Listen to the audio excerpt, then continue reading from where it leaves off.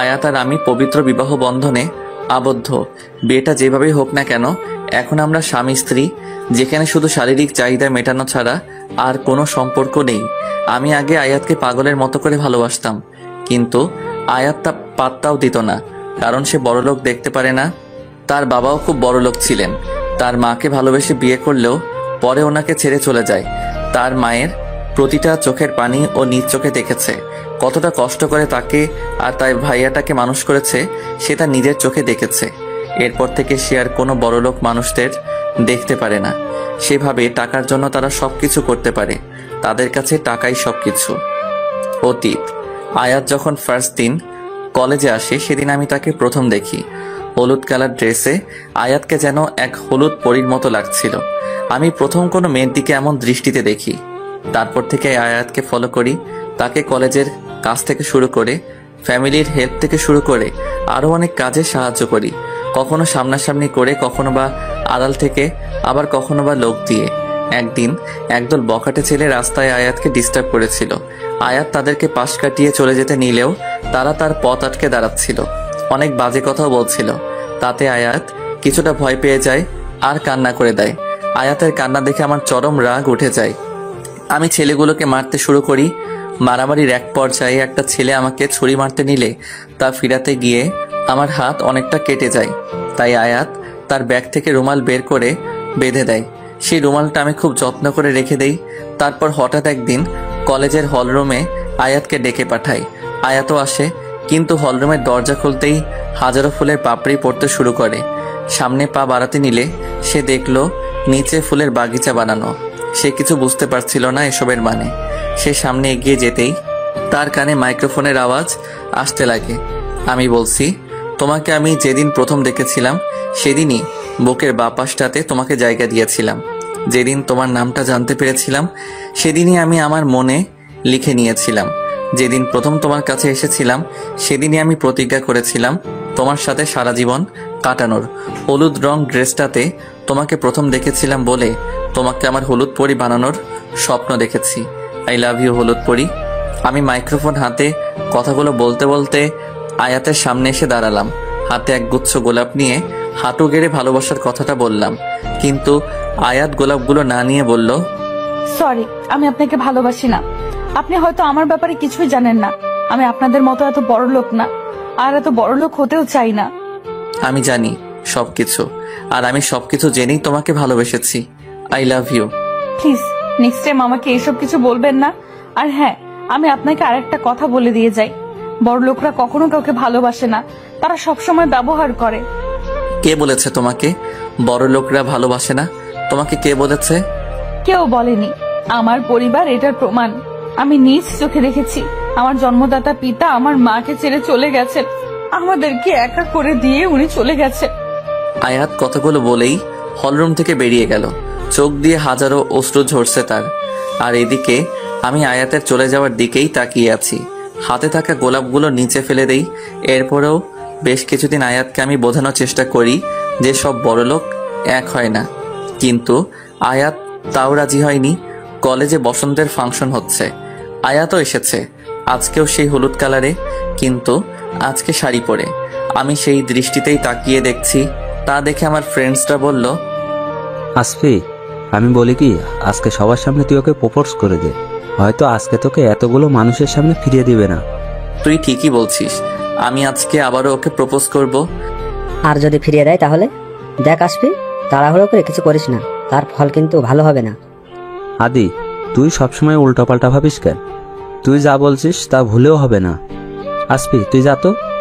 আমি স্টেজে উঠে মাইক্রোফোন নিয়ে বলতে শুরু করলাম, হেই হলুদ পরি, তোমাকে আজকে আবারও হলুদ কালারে দেখলাম। যেই কালারটা দেখে আমার মনের কালার জ্বলে উঠেছিল। তুমি হয়তো আমার ভালোবাসাটাকে বিশ্বাস করতে পারছো না, তাই আমাকে মানতে পারছো, কিন্তু আমি সত্যি তোমাকে ভালোবাসি। আই লাভ ইউ হলুদ পরি। আই লাভ ইউ আয়াত। যখন আমি আয়াতের নাম নিলাম তখন সবার দৃষ্টি আয়াতের দিকে গেল। সবার কেমন করে যেন আয়াতের দিকে তাকিয়ে আছে। আয়াতের তা মোটেও ভালো লাগছিল না, বরং রাগ লাগছিল। সে আস্তে আস্তে করে সামনে উঠতে লাগলো। আমার মুখে বিশ্ব জয় করা হাসি ফুটতে লাগলো। আয়াত স্টেজে উঠে মাইক্রোফোনটা হাতে নিয়ে বলল, but I don't love you. Please don't disturb me again. Ayat কথাটা বলেই চলে যেতে নিলেই আমি ওর হাত ধরে ফেললাম। কিন্তু আয়াত, হাতটা ছাড়ুন। না ছাড়বো না, আগে বলো ভালোবাসো। আয়াত আর সহ্য করতে না পেরে আমার থেকে হাতটা ঝাড়ি নিয়ে ছুটিয়ে একটা কষিয়ে থাপ্পড় মারলো। সবাই একদম অবাক, সব চুপচাপ হয়ে যায়। আয়াত এবার রাগে চোখগুলো বড় বড় করে বলল, আপনার কি মনে হয় আমি আপনার এসব নাটকে পড়ে যাব? যদি তাই হয় তাহলে ভুল। আমি আর 5টা মেয়ের মতো না।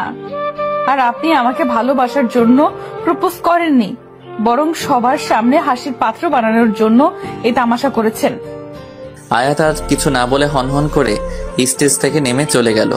আমি এখনো স্টেজে দাঁড়িয়ে আছি, গালে হাত দিয়ে। আয়াতের এই চটটাই ওর লাইফের সবচেয়ে বড় ভুল ছিল, যার মূল্য তাকে খুব বাজেভাবে পোষাতে হবে। সন্ধ্যায় ফ্রেন্ডের বাসা থেকে বাড়ি ফিরছি। আমি প্রায় সময়ই এমন সময় যাই, কিন্তু এমন অদ্ভুত আগে কখনো লাগেনি। চারদিকে কোনো মানুষজন নেই, কেমন জানি ভয় ভয় লাগছিল। আমি শাড়ির আঁচলটা খামচে ধরে হেঁটে যাচ্ছি। হঠাৎ পেছন থেকে একটা প্রাইভেট কার এসে সামনে ব্রেক করলো। লাইটের আলো আমার চোখে পড়লো। আমি কিছু দেখতে পারছি না, শুধু এটাই দেখলাম একটা লোক আমার দিকে এগিয়ে আসছে। আর কিছু বুঝে ওঠার আগে রুমাল দিয়ে আমার মুখ চেপে ধরলো। সাথে সাথে চোখ দুটো বন্ধ হয়ে গেল। আর যখন চোখ খুললাম তখন নিজেকে কারো বেডরুমে আবিষ্কার করলাম। মাথাটা ঝিমঝিম করছে। আমি উঠে বসতেই কেউ একজন রুমে ঢুকলো, যাকে দেখার জন্য মোটেও প্রস্তুত ছিলাম না। আপনি? হ্যাঁ আমি, মিস্টার আসফি মেরাজ। আপনি এখানে কেন? কি করছেন এখানে? আমারই বেডরুমে, আমারই বেডে থেকে তুমি আমাকে জিজ্ঞেস করছো আমি এখানে কেন, আমি এখানে কি করছি। আমি জোরে জোরে হেসে দিয়ে কথাটা বললাম। আমি বুঝতে পারলাম না উনি সব কি বলছেন। আমি এখানে আসলাম কি করে? তখনই মনে হলো সন্ধ্যার কথা, আর সাথে সাথেই বললাম, তার মানে ওই লোকটা আপনিই ছিলেন? ইয়া, এছাড়া এত বড় সাহস কার হবে আমার হলুদ পরীকে টাচ করার? আপনি আমাকে কেন এখানে এনেছেন? আমাকে যেতে দিন প্লিজ, বাড়িতে সবাই আমার জন্য অপেক্ষা করছে। সো সরি হলুদ পরী, তোমাকে তো আমি আর ছাড়ছি না। ছাড়ছেন না মানে? কি বলতে চাচ্ছেন আপনি? আমি তোমাকে ভালোবাসি, আর আমি তোমাকে আমার করেই ছাড়বো। তার আগে তোমার কোথাও যাওয়া হচ্ছে না। ও, তার মানে আপনি এখন আমাকে রেপ করবেন? আপনি কি ভেবেছেন আপনি আমাকে রেপ করলেই আপনাকে মেনে নেব? আপনার পায়ে পড়ে থাকবো। যদি তাই ভেবে থাকেন তাহলে ভুল ভাবছেন মিস্টার আসফি মেরাজ। আমি মরে গেলেও আপনাদের মতো বড় লোকদেরকে ভালোবাসতে পারবো না, সংসার তো দূরের কথা। ও হলুদ পরী, তুমি না একটু বেশি বুঝো। তোমাকে তো আমি জানি আপনি কি বলতে চাচ্ছেন। আপনি আমাকে শুধু একবারের জন্য বেডে পেতে চান, তাই তো? তাহলে আসুন, মিটিয়ে নিন আপনার ক্ষুধা। তবু আমাকে মুক্তি দিন। আপনার এই ভালোবাসার নাটক করতে হবে না। আমি বুক থেকে শাড়ির আঁচলটা সরিয়ে কথাগুলো বললাম। আসফি শয়তানি হাসি দিয়ে আমার দিকে এগিয়ে গেল, তারপর শাড়ির আঁচলটা নিয়ে টানতে লাগলো। আমার প্রতিটা ঘুরানের শাড়ি খুলতে লাগলো, চোখ দিয়ে পানি অনবরত পড়তে লাগলো। শাড়িটার শেষ প্রান্তে জোরে টান দেওয়ায় আমি তাল সামলাতে না পেরে আসফির উপর পড়ে যাই। আসফি আমার ঘাড়ের চুলগুলো সরিয়ে ঘাড়ে হালকা করে চুমু দিয়ে বলল, আলমারিতে বিয়ের বেনারসি আর গহনা রাখা আছে, রেডি হয়ে নাও, কিছুক্ষণ পর কাজী চলে আসবে। আপনি কি সাইকো? আমি বলছি না আমি আপনাকে ভালোবাসি না, আমি আপনাকে বিয়ে করতে পারবো না। তারপরও কেন এসব করছেন আপনি? প্লিজ আমাকে যেতে দিন, আমি আপনার পায়ে পড়ছি, আমাকে যেতে দিন। বাড়িতে আমাকে নিয়ে হয়তো অনেক টেনশন করছে। মোটেও না, তারা এখন এই বাড়িতে আছে। কি? এখানে কেন? আপনি ওদের সাথে কিছু করেননি তো? এতটাও খারাপ না, কিন্তু হতেও পারি। তাই ভালোই ভালোই বলছি, বিয়ের জন্য রেডি হয়ে যাও। কখনোই না। আচ্ছা তাহলে আমি ওদের ব্যবস্থা করছি। ব্যবস্থা করবেন মানে? কি করবেন আপনি? জানতে চাও? তাহলে চলো। আয়াতকে টেনে নিয়ে গেলাম একটা রুমে, যেখানে আয়াতের ছোট ভাই আর মাকে চেয়ারের সাথে বেঁধে রাখা হয়েছে, মুখে কস্টেপ দেওয়া। ছোট ভাইটার মুখ দেখে বোঝা যাচ্ছে ও কতটা ভয় পেয়ে আছে, আর মায়ের চোখ দিয়ে পানি পড়ছে। আয়াতের এটা দেখে খুব কষ্ট হলো। সে চোখগুলো বড় বড় করে আমার দিকে তাকিয়ে বলল, আপনি এতটা খারাপ কি করে হতে পারলেন? একজন মা আর একজন ছোট বাচ্চাকেও কেউ এভাবে বেঁধে রাখে? সবকিছু তোমার জন্য। তুমি যদি ভালোই ভালোই বিয়েতে রাজি হয়ে যেতে তাহলে এমন কিছুই করতে হতো না, কিন্তু তুমি তো মানবে না, সেটা আগে থেকেই জানতাম, তাই আগেই ব্যবস্থা করে রেখেছিলাম। এখন বাকিটা তোমার ইচ্ছে। নিজের চোখের সামনে মা আর ছোট ভাইয়ের মৃত্যু দেখবে না আমাকে বিয়ে করবে, যে কোনো একটা বেছে নিতে হবে। সময় মাত্র 20 মিনিট। কথাটা বলে শীষ বাজাতে বাজাতে চলে গেলাম। আয়াত কাছের এপাশ থেকে হাজারবার তার মাকে ডাকছে, কিন্তু আওয়াজ পৌঁছাতে পারছে না। আয়াত ব্যর্থ হয়ে নিচে বসে পড়ল।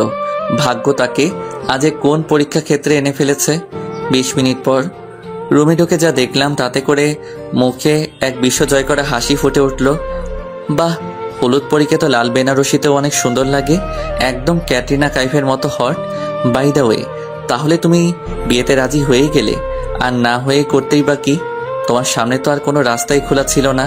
আর যাই হোক, নিজের চোখের সামনে নিজের মা ভাইয়ের মৃত্যু তো আর দেখতে পারবে না। হ্যাঁ, সেটাই, যেটার ফায়দা আপনি এত বাজেভাবে তুলেছেন। ছি, আজকের পর থেকে আপনার প্রতি আমার এতটুকু পর্যন্ত সম্মান থাকলো না। যা আছে সব ঘৃণা। আমি আপনাকে শুধু ঘৃণা করি। আমি ভালোবাসি। আয়াতের রাগী চোখের সামনে গিয়ে কথাটা বললাম। আয়াত এক পা পিছনে গিয়ে একটা তাচ্ছিল্য হাসি দিয়ে বলল, আপনি ভালোবাসার কথাটা বলে ভালোবাসার জিনিসটাকে অপমানিত করবেন না। ওকে ওকে, যাও তাহলে। এখন তো আমাদের বিয়ে হবে, কাজই বসে আছে। আরেকটা কথা, নিচে গিয়ে যদি উল্টাপাল্টা কিছু করো তাহলে তার ফল কি হবে তা তুমি স্বপ্নেও কল্পনা করতে পারবে না। আমি চোখগুলো বড় বড় করে কথাটা বললাম। আয়াতের হাত ধরলাম, তারপর একটা হাসি দিয়ে নিচে চলে গেলাম। নিচে আয়াতের মা আর ছোট ভাই সোফায় বসে আছে, তাদের মুখে স্পষ্ট ভয়ের ছাপ। আয়াতকে দেখতে পেয়ে ছোট ভাই দৌড়ে গিয়ে তাকে জড়িয়ে ধরে কান্না করে বলল, আপু, আমার খুব ভয় করছে, আমি বাড়ি যাব, এখানে সবাই পচা।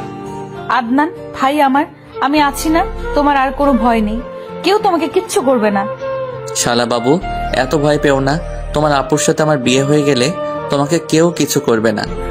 আপু, এই লোকটা আমাকে এতগুলো চকলেট দিয়ে আম্মুকে নিয়ে এত বড় বাড়িতে নিয়ে এসেছে, তারপর ওই পচা লোকগুলো আমাদের বেঁধে ফেলেছে। আদনান কাঁদো কাঁদো ফেস করে কতগুলো গার্ডদের দেখিয়ে কথাটা বলল। আরো কিছু বলবে তার আগে আমি তাকে কোলে নিয়ে নেই। আয়াতের মা আয়াতের কাছে আসতেই আয়াত ওনাকে জড়িয়ে ধরে কান্না করে দেয়। তুই এই বিয়েতে রাজি, নাকি ও তোকে কোনো ভয় দেখিয়েছে? না মা, আমি এই বিয়েতে নিজের ইচ্ছেতেই রাজি হয়েছি। এত বড় বাড়ি, তার উপর এত টাকা, আমি হাতছাড়া কিভাবে করব বলো? তোর মাথা ঠিক আছে? তুই এসব কি বলছিস? তুই তো নিজেই বড় লোকদের ঘৃণা করতি, আর আজ নিজেই। হ্যাঁ, আমি নিজেই বলছি, কারণ সময়ের সাথে সাথে মানুষের রুচি পাল্টায়, আমারও পাল্টে গেছে। আর কি কারণেই বা বড় লোকদের ঘৃণা করব বলতে পারো? বাবাকে তুমি হয়তো ভালোবেসে আগলে রাখতে পারোনি, বা ওনাকে সময়ও দাওনি, তাই ছেড়ে চলে গেছে। তাই বলে কি আমি আমার ভাগ্য নষ্ট করব? মা কথাগুলো শুনে স্তব্ধ হয়ে গেলেন। আমি কথাটা খুব কষ্ট করে বললাম, মনে মনে বললাম, আমাকে মাফ করে দিও মা, আমি কখনো তোমাকে এইসব বলে কষ্ট দিতে চাইনি, কিন্তু আজকে আমার হাত যে বাঁধা, আজকে শুধুমাত্র ওনার জন্য তোমাকে এইভাবে কষ্ট দিতে হলো। আমি ওনাকে কখনো ক্ষমা করব না, কখনোই না। আমি আয়াতের কাছে গিয়ে কানে কানে বললাম, বাহ, ভালোই নাটক করলে তো। আয়াত আমার দিকে অশ্রু ভেজা চোখে তাকালে আমি শয়তানি হাসি দিয়ে সেখান থেকে কাজীর পাশে গিয়ে বসে পড়লাম। আয়াতকে ডাকলে আয়াত চুপচাপ গিয়ে বসে পড়ল। বিয়েটা হয়ে গেল, এখন আমরা স্বামী স্ত্রী। তার মা বিয়ে হয়ে যাবার পর আর 1 মিনিটও দাঁড়াননি, ছোট ভাইটাকে নিয়ে চুপচাপ বেরিয়ে যান। আয়াত পিছনে যেতে নিলে আমি ওর হাত ধরে ফেলি, তারপর একটানে কোলে তুলে নেই। আয়াত বারবার ছোটার চেষ্টা করছে কিন্তু পারছে না। আপনি আমাকে কোথায় নিয়ে যাচ্ছেন? নামান আমাকে, আমাকে নামাতে বলছি। আমি কোনো কথার উত্তর না দিয়ে সোজা বেডরুমে নিয়ে গেলাম। বেডরুমটা কতক্ষণের মাঝে নতুন রূপ ধারণ করেছে, চারদিকে ফুল দিয়ে অনেক সুন্দর করে সাজানো হয়েছে। আয়াতকে ধপ করে বেডের উপরে ফেলে দেই, তারপর নিজের শেরওয়ানিটা খুলতে লাগলাম। আয়াত ভয়ে ভয়ে জিজ্ঞাসা করলো, আপনি কি করতে যাচ্ছেন? আমি আপনাকে ভালোবাসি না। কিন্তু আমি তো তোমাকে ভালোবাসি, আর কতটা ভালোবাসি তার প্রমাণ আজকে আমি তোমাকে দিব। আমি আয়াতের দিকে এগোতে লাগলাম। আয়াত পিছাতে পিছাতে একদম বেডের সাথে লেগে গেল। আমি তার একদম কাছে গিয়ে গালে হাত দিলাম, তারপর ঘাড়ে আর গালে স্লাইড করতে লাগলাম। আয়াত কেঁপে উঠল, তারপর আমাকে সরিয়ে উঠতে যাবে তার আগে তার হাত ধরে ফেললাম। এইবার আমাকে জোরে ধাক্কা দিয়ে সরিয়ে উঠে বলল, আপনি যা করতে যাচ্ছেন তা কখনো হবে না, আমি আপনাকে কখনো মেনে নিতে পারবো না। তোমার মানা না মানাতে আমার কিছু এসে যায় না, আমি মানলেই চলবে। এই বলে আয়াতের কাছে যেতে নিলে আয়াত বলে, তার মানে আপনি আমার সাথে জোর খাটাবেন? ছি, এসব কি বলে? বউয়ের সাথে জোর কেন খাটাবো? তাকে ভালোবাসবো। Come on baby. আবার যেতে নিলে আবার বলে, আপনি আমার কাছে আসলে আমি কিন্তু চিৎকার করব। আচ্ছা চিৎকার করো, তাতে কি মনে করেছো তোমাকে কেউ বাঁচাতে আসবে? কেউ আসবে না, কারণ এই বাড়িতে আমি আর আমার লোক ছাড়া কেউ থাকে না। আর যারা আছে তারা ভাববে তুমি এনজয় করছো। লোকটা শয়তানি হাসি দিয়ে আমার কাছে চলে এলো। আমি পিছিয়ে যাবার আগেই আমাকে নিজের সাথে মিশিয়ে নিল আশফি। ঠোরজোড়া দখল করার আগেই মুখ সরিয়ে নেই। আশফি একটা শয়তানি হাসি দিয়ে আমাকে কোলে তুলে বেডে নিয়ে যায়, আমাকে শুইয়ে দিয়ে নিজেও আমার উপর শুয়ে যায়। আমি হাত দুটো নিচের হাত দিয়ে আটকে দেই। তারপর সে ঠোঁটগুলো দখল করে ইচ্ছা মতো চুষতে থাকি। কিছু বলতে চাইলেও বলতে পারছি না। আশফি এবার আমার শাড়ি খুলতে শুরু করলো। আমি বাধা দিয়েও পারলাম না। আশফি এখন নিজের মধ্যে নেই, সে এখন যেন পুরো মাতাল হয়ে গেছে। আস্তে আস্তে আমার সব কিছুই খুলে নিল। আমি বাধা দেওয়ার জন্য ছুটোছুটি করলেও কোনো লাভ হলো না, কারণ একটা মেয়ে কখনো একটা ছেলের সাথে পেরে ওঠে না। আমার ফার্স্ট টাইম, তাই অনেক লাগছে বলে চিৎকার করছিলাম। আশফি আমার ঘাড়ে কামড় দিয়ে দেয়। আমি ব্যথায় কুকরিয়ে আশফিকে জড়িয়ে ধরি। কি হচ্ছেটা কি? তুমি কি দরজা খুলবে নাকি আমি দরজা ভেঙে তোমাকে বের করব? আশফির হুয়াঙ্কারে আমি অতীত থেকে ফিরে এলাম। বাহিরে অনেকটা আলোকিত, তার মানে সকাল হয়ে গেছে। আমি তাড়াতাড়ি করে শাড়িটা কোনো মতে পেঁচিয়ে বাহিরে এলাম। বাহিরে আসতেই আমার গালে একটা থাপ্পড় পড়ে গেল। আশফি রেগে বলল, সেই কখন থেকে ডেকে যাচ্ছি, তোমার কানে কথা যায় না নাকি? তুমি মনে করেছো ওয়াশরুমে তুমি লুকিয়ে থাকলে আমি তোমাকে খুঁজে পাবো না? এটা ভুল। পৃথিবীর যে প্রান্তেই তুমি থাকো না কেন, আমি তোমাকে খুঁজে বের করে আনবই। আমি চিৎকার করে কথাটা বললাম। আয়াত আমার কথাগুলো শুনে ভয়ে কেঁদে দিল। আয়াতকে এভাবে কাঁদতে দেখে আমি পাগল হয়ে গেলাম। যখন মনে হলো আমি আয়াতের গালে হাত তুলেছি, সাথে সাথে দেওয়ালে নিজের হাতে ঘুষি মারি। তারপর আয়াতের কাছে গিয়ে তার গাল ধরে বললাম, সরি আয়াত, আমি বুঝতে পারিনি, দেখি কোথায় লেগেছে। আয়াত আর কথা না বলে দৌড়ে রুম থেকে বেরিয়ে গেল। এমনি সে রাতের ব্যথায় এখনো ঠিক মতো হাঁটতে পারছে না, আর এখন আমি ওকে মারলাম। নিচে নেমে কান্নায় ভেঙে পড়ল আয়াত। আমি আর পারছি না। এই কয়দিনেই আমার জীবনটাকে নরক বানিয়ে দিয়েছে। যখনই ইচ্ছে হয় তখনই নিজের চাহিদা মেটাতে ঝাঁপিয়ে পড়ে। একটাবার জিজ্ঞেসও করে না আমার কি ব্যথা লাগে নাকি। হঠাৎ আশফি নিচে নামলো, কার সাথে যেন ফোনে কথা বলছে। না, আর আমি আজকে বাড়ি আসবো, আমার সাথে আরেকজন আসবে। বরণ ডালা রেডি রেখো, বরণ করে ঘরে তুলতে হবে তাকে। আমি আয়াতের দিকে তাকিয়ে কথাটা বললাম। আয়াত নিজের চোখের পানি মুছে কিচেনের দিকে যেতে নিলেই বললাম, আজকে বাবা মায়ের সাথে দেখা করতে যাব, রেডি থেকো সন্ধ্যায়। আপনার মা বাবা আপনি দেখা করতে যাবেন কি যাবেন না সেটা আমি জানি না, কিন্তু হ্যাঁ আমি যাব না, এটা আমি আপনাকে বলে দিচ্ছি। ভালো করে বললাম, শুনলে না? এখনো সময় আছে, সন্ধ্যায় ভালো করে রেডি হয়ে থেকো, নয়তো তারপর কি হবে সেটা তুমি ভালো করেই জানো। নিজের আসল রূপে ফিরে আসবেন, তাই তো? আপনি এর চেয়ে বেশি আর কি পারবেন? আপনি তো আমাকে এই জন্যই বিয়ে করছেন, তাই না? তো যখন ইচ্ছা আপনি তখনই সেটা করতে পারেন। আমি অনুমতি দিলেও আর কি, না দিলেও কি, তাই আমি আর এখন ভয় পাই না। নিজের মা ভাইয়ের ভয় তো ঠিকই আছে। আয়াত চলে যেতে নিলে আমার এমন কথা শুনে থমকে দাঁড়ায়। আশফির দিকে তাকিয়ে দেখে ও শয়তানি হাসি দিচ্ছে, আর তারপর বলল, যদি তাদের প্রতি ভয় থাকে তাহলে আমি যা বলি তাই করতে হবে, নয়তো সোজা। আশফি আর কিছু না বলে সোজা চলে গেল। আমি হাতের কাছে থাকা ফুলের টপটা নিচে ফেলে দিলাম। আশফি পেছন ফিরে তাকিয়ে বলল, বাহ, শক্তি আছে। এতটুকু বলেই চোখ টিপ দিয়ে চলে গেল। নিজের ইচ্ছে না থাকা সত্ত্বেও ছোট ভাই আর মায়ের ভালো চেয়ে আমাকে যেতে হবে। লেমন কালারের শাড়িটা পরে ড্রেসিং টেবিলের সামনে দাঁড়িয়ে চোখে কাজল পড়ছিলাম। তখনই আশফি এসে আমাকে পেছন থেকে জড়িয়ে নেয়। হঠাৎ করে এভাবে জড়িয়ে ধরায় হাত থেকে কাজলটা নিচে পড়ে গেল আর চোখের কাজল কিছুটা লেপটে গেল। তাতে আমি অনেকটা রেগে গিয়ে আশফিকে ধাক্কা দিয়ে দূরে সরিয়ে দিয়ে বলি, কি করছেনটা কি? আপনি নিজেকে কি মনে করেন? কোন সিনেমার হিরো মনে করেন নিজেকে? কোনো সিনেমার না, আমি তোমার হিরো। Just shut up. আপনি একটা অদ্ভুত সাইকো, আপনি একটা ডেভিল। সব গল্পে ভিলেনরা খারাপ হয় না, কিছু গল্পে ভিলেনও ভালোবাসে। আমি আয়াতকে একদম নিজের সাথে মিশিয়ে আস্তে করে কথাটা বললাম। তারপর আয়াতকে ছেড়ে দিয়ে নিচে চলে গেলাম। লোকটা চলে যাওয়ার পর আমি মনে মনে কতগুলো গালি দিয়ে টিস্যু নিয়ে চোখ মুছতে লাগলাম। তারপর রেডি হয়ে নিচে চলে গেলাম। আমাকে দেখতে পেয়ে আসফি বলল, বাহ বাহ, হলুদ পরি কি আমাকে এই ভর সন্ধ্যাবেলায় পাগল করে ছাড়বে? হোয়াট? তোমার ঠোঁটগুলোতে লিপস্টিক দিলে যে আমি নিজেকে আর কন্ট্রোল করতে পারি না। আসফির কথা শুনে আমি সাথে সাথে ঠোঁট থেকে লিপস্টিকটা মুছে ফেলে বলি, হয়েছে, এখন থেকে লিপস্টিক দিব না, তাহলে হয়তো আপনার থেকে একটু হলেও শান্তি পাবো। কিন্তু তোমার নাভিটা তো আমাকে আরো বেশি কাছে টানছে। আসফি আমার নাভির দিকে তাকিয়ে শয়তানি হাসি দিয়ে কথাটা বলল। আমি কথাটা শুনে নিজের পেটের দিকে তাকিয়ে দেখি নাভি দেখা যাচ্ছে। আমি শাড়িটা টান দিয়ে নাভিটা ঘুরে ফেললাম। তারপর চোখগুলো বড় বড় করে বললাম, আপনি কি চান আমি আপনার সাথে না যাই? No no. তাহলে এসব আজে বাজে কথা রেখে চলুন, আমার শরীর ভালো লাগছে না। কি হয়েছে তোমার? জ্বর আসছে নাকি? বলো আমাকে। আরে চুপ করে আছো কেন?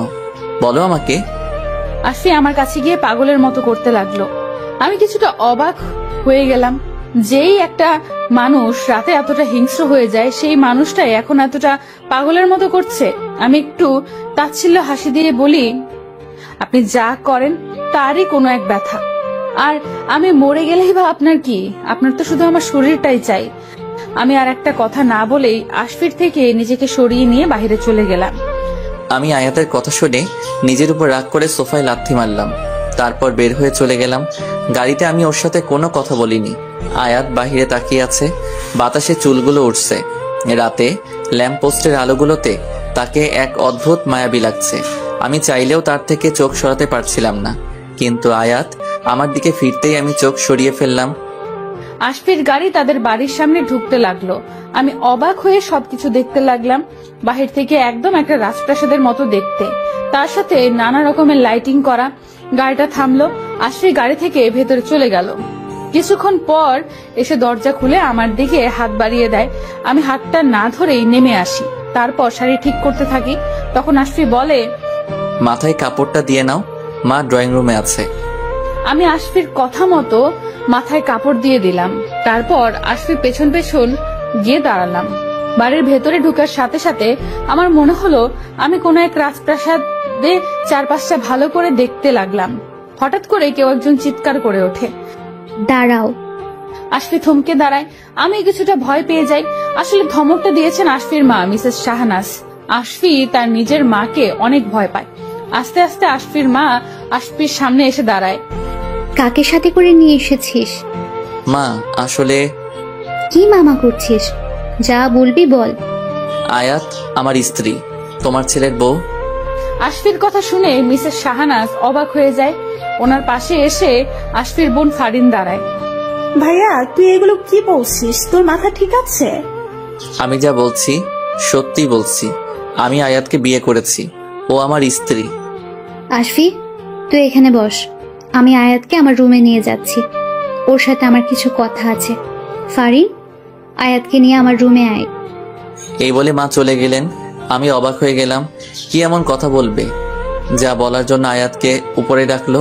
আয়াতও একই কথা ভেবে ভয় পাচ্ছে হয়তো। সে আমার দিকে তাকালে আমি একটা জোরপূর্বক হাসি দেবার চেষ্টা করি। চল আমার সাথে। আমি ফারিনের পিছু পিছু গেলাম। মিসেস চৌধুরী ওনার রুমে উল্টো দিকে তাকিয়ে দাঁড়িয়ে আছে। আমি ভয়ে ভয়ে রুমের ভেতরে ঢুকলাম। মা, নিয়ে এসেছি। তুই নিচে যা, আসফি যেন রুমের আশেপাশেও না আসে। আচ্ছা মা। ফারিন এই কথা বলে চলে গেল। কি যেন নাম তোমার? আয়াত। কি করো তুমি? অনার্স প্রথম বর্ষে আছি। বাবা মার পরিচয়?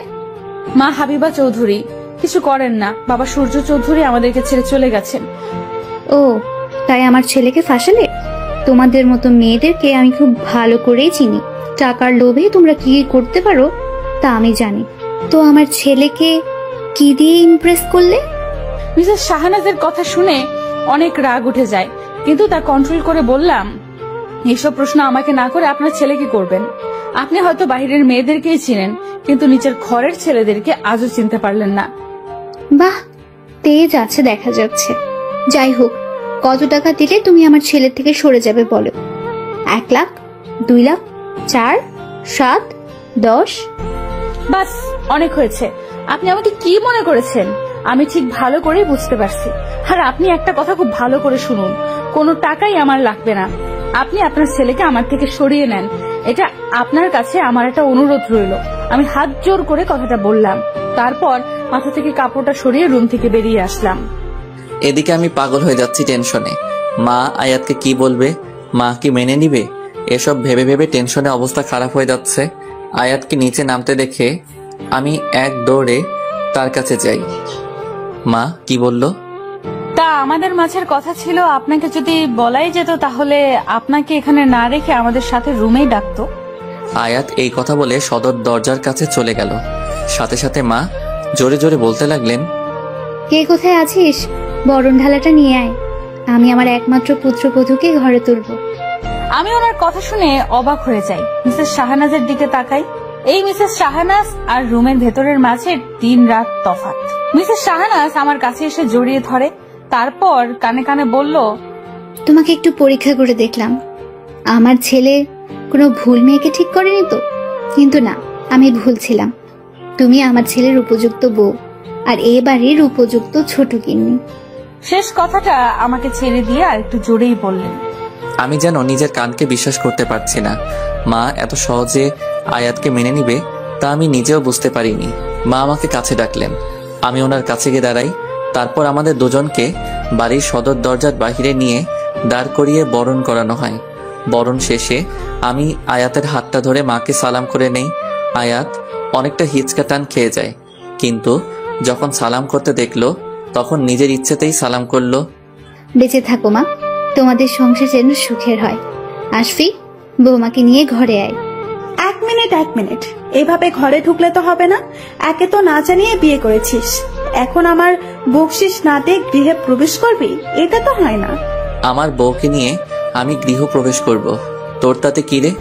তুই তোর বউকে নিয়ে যা ইচ্ছা করিস, তার আগে আমাকে আমার বকশিস বুঝিয়ে দে। মা দেখছো, আমি তোদের মাঝে নেই। দে টাকা দে, নয়তো বউ নিয়ে ভাগ। দিয়ে দিন না, মাত্র 20,000ই তো বলবে। ছোট বোন, বিয়েতে তো 30,000 নিতেও, এখন না হয় 20,000ই নিল। দেখছিস, ভাবিও বলছে, যদিও আমি একটু কম বলতাম। আমার কথা থামিয়ে দিয়ে আয়াত কথাটা বলল। আয়াতের কথা শুনে আমি ওর দিকে তাকালাম। আয়াত একটা বাঁকা হাসি দিল। আমিও একটু বাঁকা হাসি হেসে টাকাটা দিয়ে দেই। তারপর কানে কানে কি যেন একটা বলে ফারিনকে। ফারিন একটু লজ্জা পেয়ে হাতে ইশারা করে চলে যায়। আয়াত আমি একসাথে গৃহ প্রবেশ করি। তো বন্ধুরা, এতক্ষণ ধরে গল্পটি শুনেছো। গল্পটি তোমাদের কাছে কেমন লাগছে? যদি গল্পটি ভালো লেগে থাকে এবং এ ধরনের গল্প আরো শুনতে পছন্দ করো, তাহলে এক্ষুনি নিচে থাকা সাবস্ক্রাইব বাটনটি টিপে আমাদের পরিবারের একজন সদস্য হয়ে যাও এবং গল্পটি কন্টিনিউ করো। আর হ্যাঁ, একটি সুন্দর কমেন্ট করতে কিন্তু ভুলবে না। আজকে আমি অনেক খুশি, কারণ আমি যাকে এতদিন ভালোবেসে এসেছি আজকে তাকে পরিবারের সামনে নিজের বউ হিসেবে পরিচয় করাতে পেরেছি। যদিও আয়াত এখনো এই সম্পর্কটা মেনে নেয়নি, কিন্তু আমার দৃঢ় বিশ্বাস একদিন ঠিকই আয়াত এই সম্পর্কটা মন থেকে মেনে নিবে। মা আর আয়াত সোফায় বসে কথা বলছিল। আমি কিচেন থেকে আয়াতকে দেখছিলাম। যেই আমি আগে মেয়েদের দিকে একবারও ফিরে তাকাতাম না, সেই আমি আজকে একজনকে পাগলের মতো করে ভালোবাসি। রাতে ডিনার টাইমে বাবা বাসায় আসলেন। মা বাবাকে সবটা খুলে বললে উনিও আয়াতকে মেনে নেয়। ডিনার শেষ করে বাবা আর মা চলে যাওয়ার সাথে সাথেই ফারিন বলে, ভাইয়া ডান। এত তাড়াতাড়ি করে ফেলছিস? টাকার একটা লোভ আছে না? লোভী মাইয়া কোথাকার। হ্যাঁ। ফারিন মুখ ভেঙচি দিয়ে চলে গেল। আমি আয়াতের দিকে এগিয়ে যেতে লাগলাম। আয়াত ভয় পেয়ে হেঁচকি দিতে লাগলো। আমি সাথে সাথেই আয়াতের চুলের মুঠি ধরে ঠোঁট জোড়া দখল করে নিলাম। আয়াত চোখ বড় বড় করে ফেললো, আর সে এতটাই অবাক হলো যে নিমেষেই হেঁচকি শেষ হয়ে গেল। আমি ঠোঁটগুলো ছেড়ে দিয়ে বললাম, খাবারে কি যেন একটা কম পড়ে গেছিল, তাই এই স্বাদটা দিয়ে মিটিয়ে নিলাম। অসভ্য, তোর লুচ্চা। এই লাস্ট কথাটা কি বললে? লুচ্চা? কে? আমি? হ্যাঁ, আপনি একটা লুচ্চা। তাহলে তো একটু লুচ্চামি করতেই হয়। এই বলে আমি আয়াতকে কোলে তুলে নেই। আয়াত ছুটার জন্য নড়াচড়া করতে লাগলো, তাই আমি বললাম, কোনো লাভ নেই, এখন শুধু দেখবা এই লুচুটা কি করতে পারে। আর হ্যাঁ, যদি বেশি নড়াচড়া করো তাহলে কিন্তু কোল থেকে সোজা নিচে ছেড়ে দিব, তখন বুঝতে পারবে নড়াচড়ার ফল কি হয়। আয়াত আর কিছু করলো না, একদম চুপ হয়ে কোলে থাকলো, কারণ সে ভালো করেই জানে আমার দ্বারা এই কাজটা খুব ভালো করেই সম্ভব। রুমের দরজা খুলে ভিতরে ঢোকার সাথে সাথেই উপর থেকে গোলাপের পাপড়ি পড়তে লাগলো। আয়াত অবাক হয়ে চারপাশ দেখতে লাগলো। সে আরো বেশি অবাক হয়ে গেল যখন সে বেডের দিকে তাকালো। পুরো বেডটা বাসরাতের মতো করে সাজানো। সে এখন বুঝতে পারলো তখন ফারিন আর আমি কি নিয়ে কথা বলছিলাম। আমি আয়াতকে বেডে গিয়ে বসিয়ে দিলাম। আয়াতের কানের কাছে গিয়ে বললাম, এই লুচু মানুষটার সারপ্রাইজটা কেমন লাগলো আপনার? খুবই বাজে। ও তাই? তাহলে ভালো করে চেষ্টা করি। আয়াত রাগে কথাগুলো বলেছিল। আমি কথাগুলো বলে শয়তানি হাসি দিয়ে আয়াতের ঠোঁটের দিকে এগোতে লাগলাম। তখনই আয়াত আমাকে ধাক্কা দিয়ে ফেলে দিয়ে উঠে রাগে জোরে চিল্লিয়ে বলল, আপনি নিজেকে কি মনে করেন? আর আমাকে বা আপনি কি মনে করেন? কোনো খেলনা পুতুল আমি, আর আপনি সেই খেলনা পুতুলটার মালিক। যখন যেভাবে ইচ্ছা তখন সেভাবেই চালাবেন। আপনার কি মনে হয় আপনি এইসব বিছানা এইসব ফ্যামিলি ড্রামা করে আমার মন জয় করে নিতে পারবেন? পারবেন না, কারণ আপনার প্রতি আমার ঘৃণাটা দিন দিন বেড়ে যাচ্ছে। আপনি যখন আমার কাছে আসেন না তখন আমার মনে হয় আমার পাশে একটা হিংস্র পশু আছে যে কোনো সময় আমার উপর আক্রমণ করতে পারে। হ্যাঁ, এটা সত্যি, আমি আপনাকে একটা হিংস্র পশু মনে করি। এগুলো তোমাকে দেখানোর জন্য করেছিলাম যে আমি তোমাকে কতটুকু ভালোবাসি। আপনার দেখানো হয়েছে আর আমিও দেখে নিয়েছি। আপনি আমাকে নয় বরং আমার শরীরটাকে ভালোবাসেন। আপনি একটা বার আমাকে স্পর্শ করার আগে আমাকে জিজ্ঞেস করে নিয়েছেন আমি তোমাকে স্পর্শ করব কিনা। আমি তোমার হাজবেন্ড আর তুমি আমার বিয়ে করা স্ত্রী। তোমাকে ছুতে আমার কেন পারমিশন নিতে হবে? বিয়ে? আপনি কোন বিয়ের কথা বলছেন? যে বিয়েটা মনে হাজারো ভয় রেখে করা হয়েছে, যে বিয়েটা মা ভাইয়ের জীবনের জন্য মুখ থেকে কবুল বের করানো হয়েছে। আরে বিয়েতে 3 বার কবুল বললে বিয়ে হয়ে যায় না। বিয়েটা দুটো মনের মিলনের ফল। আপনার সাথে আমার মনের কি চোখেরই তো মিলই হয়নি ভালো করে। আর রইল বাকি স্পর্শ করার বিষয়। আচ্ছা, ওইটা না হয় বাদ দিলাম, কিন্তু সেক্স, ওইটা তো দুজনের পারমিশন লাগে। আপনি কি কখনো আমার পারমিশন চেয়েছেন? চাননি, বরং প্রতি রাতে আপনি আমাকে বৈধ ধর্ষণ করেছেন। হ্যাঁ, ধর্ষণ করেছেন। আয়াত, আমার কথাটা শোনো। আমি আপনার আর কোনো কথা শুনতে চাই না। প্লিজ এইবার আমাকে একটু মুক্তি দিন, আমি আর পারছি না। মুক্তিটা আমার থেকে তখনই মিলবে যখন আমি মরে যাব, নয় তুমি মরে যাবে। তাহলে আমিই মরে যাব, তাও আপনার পশুর থেকে মুক্তি পেতে চাই। আয়াত কথাটা বলার সাথে সাথে আমি সামনে এগিয়ে যেতে নিলে আয়াত সামনে হাত বাড়িয়ে বলল, একদম না, আমার কাছে আসতে যাবেন না, তাহলে কিন্তু তার ফল মোটেও ভালো হবে না। আচ্ছা, আমি তোমার কাছে আসবো না, তুমি একটু শান্ত হও। আমার চোখের সামনে থেকে চলে যান। আমি আর না দাঁড়িয়ে বারান্দায় চলে গেলাম। আয়াত ধপ করে নিচে বসে পড়ল। অঝোর কান্নায় ভেঙে পড়ল সে আর নিতে পারছে না এসব।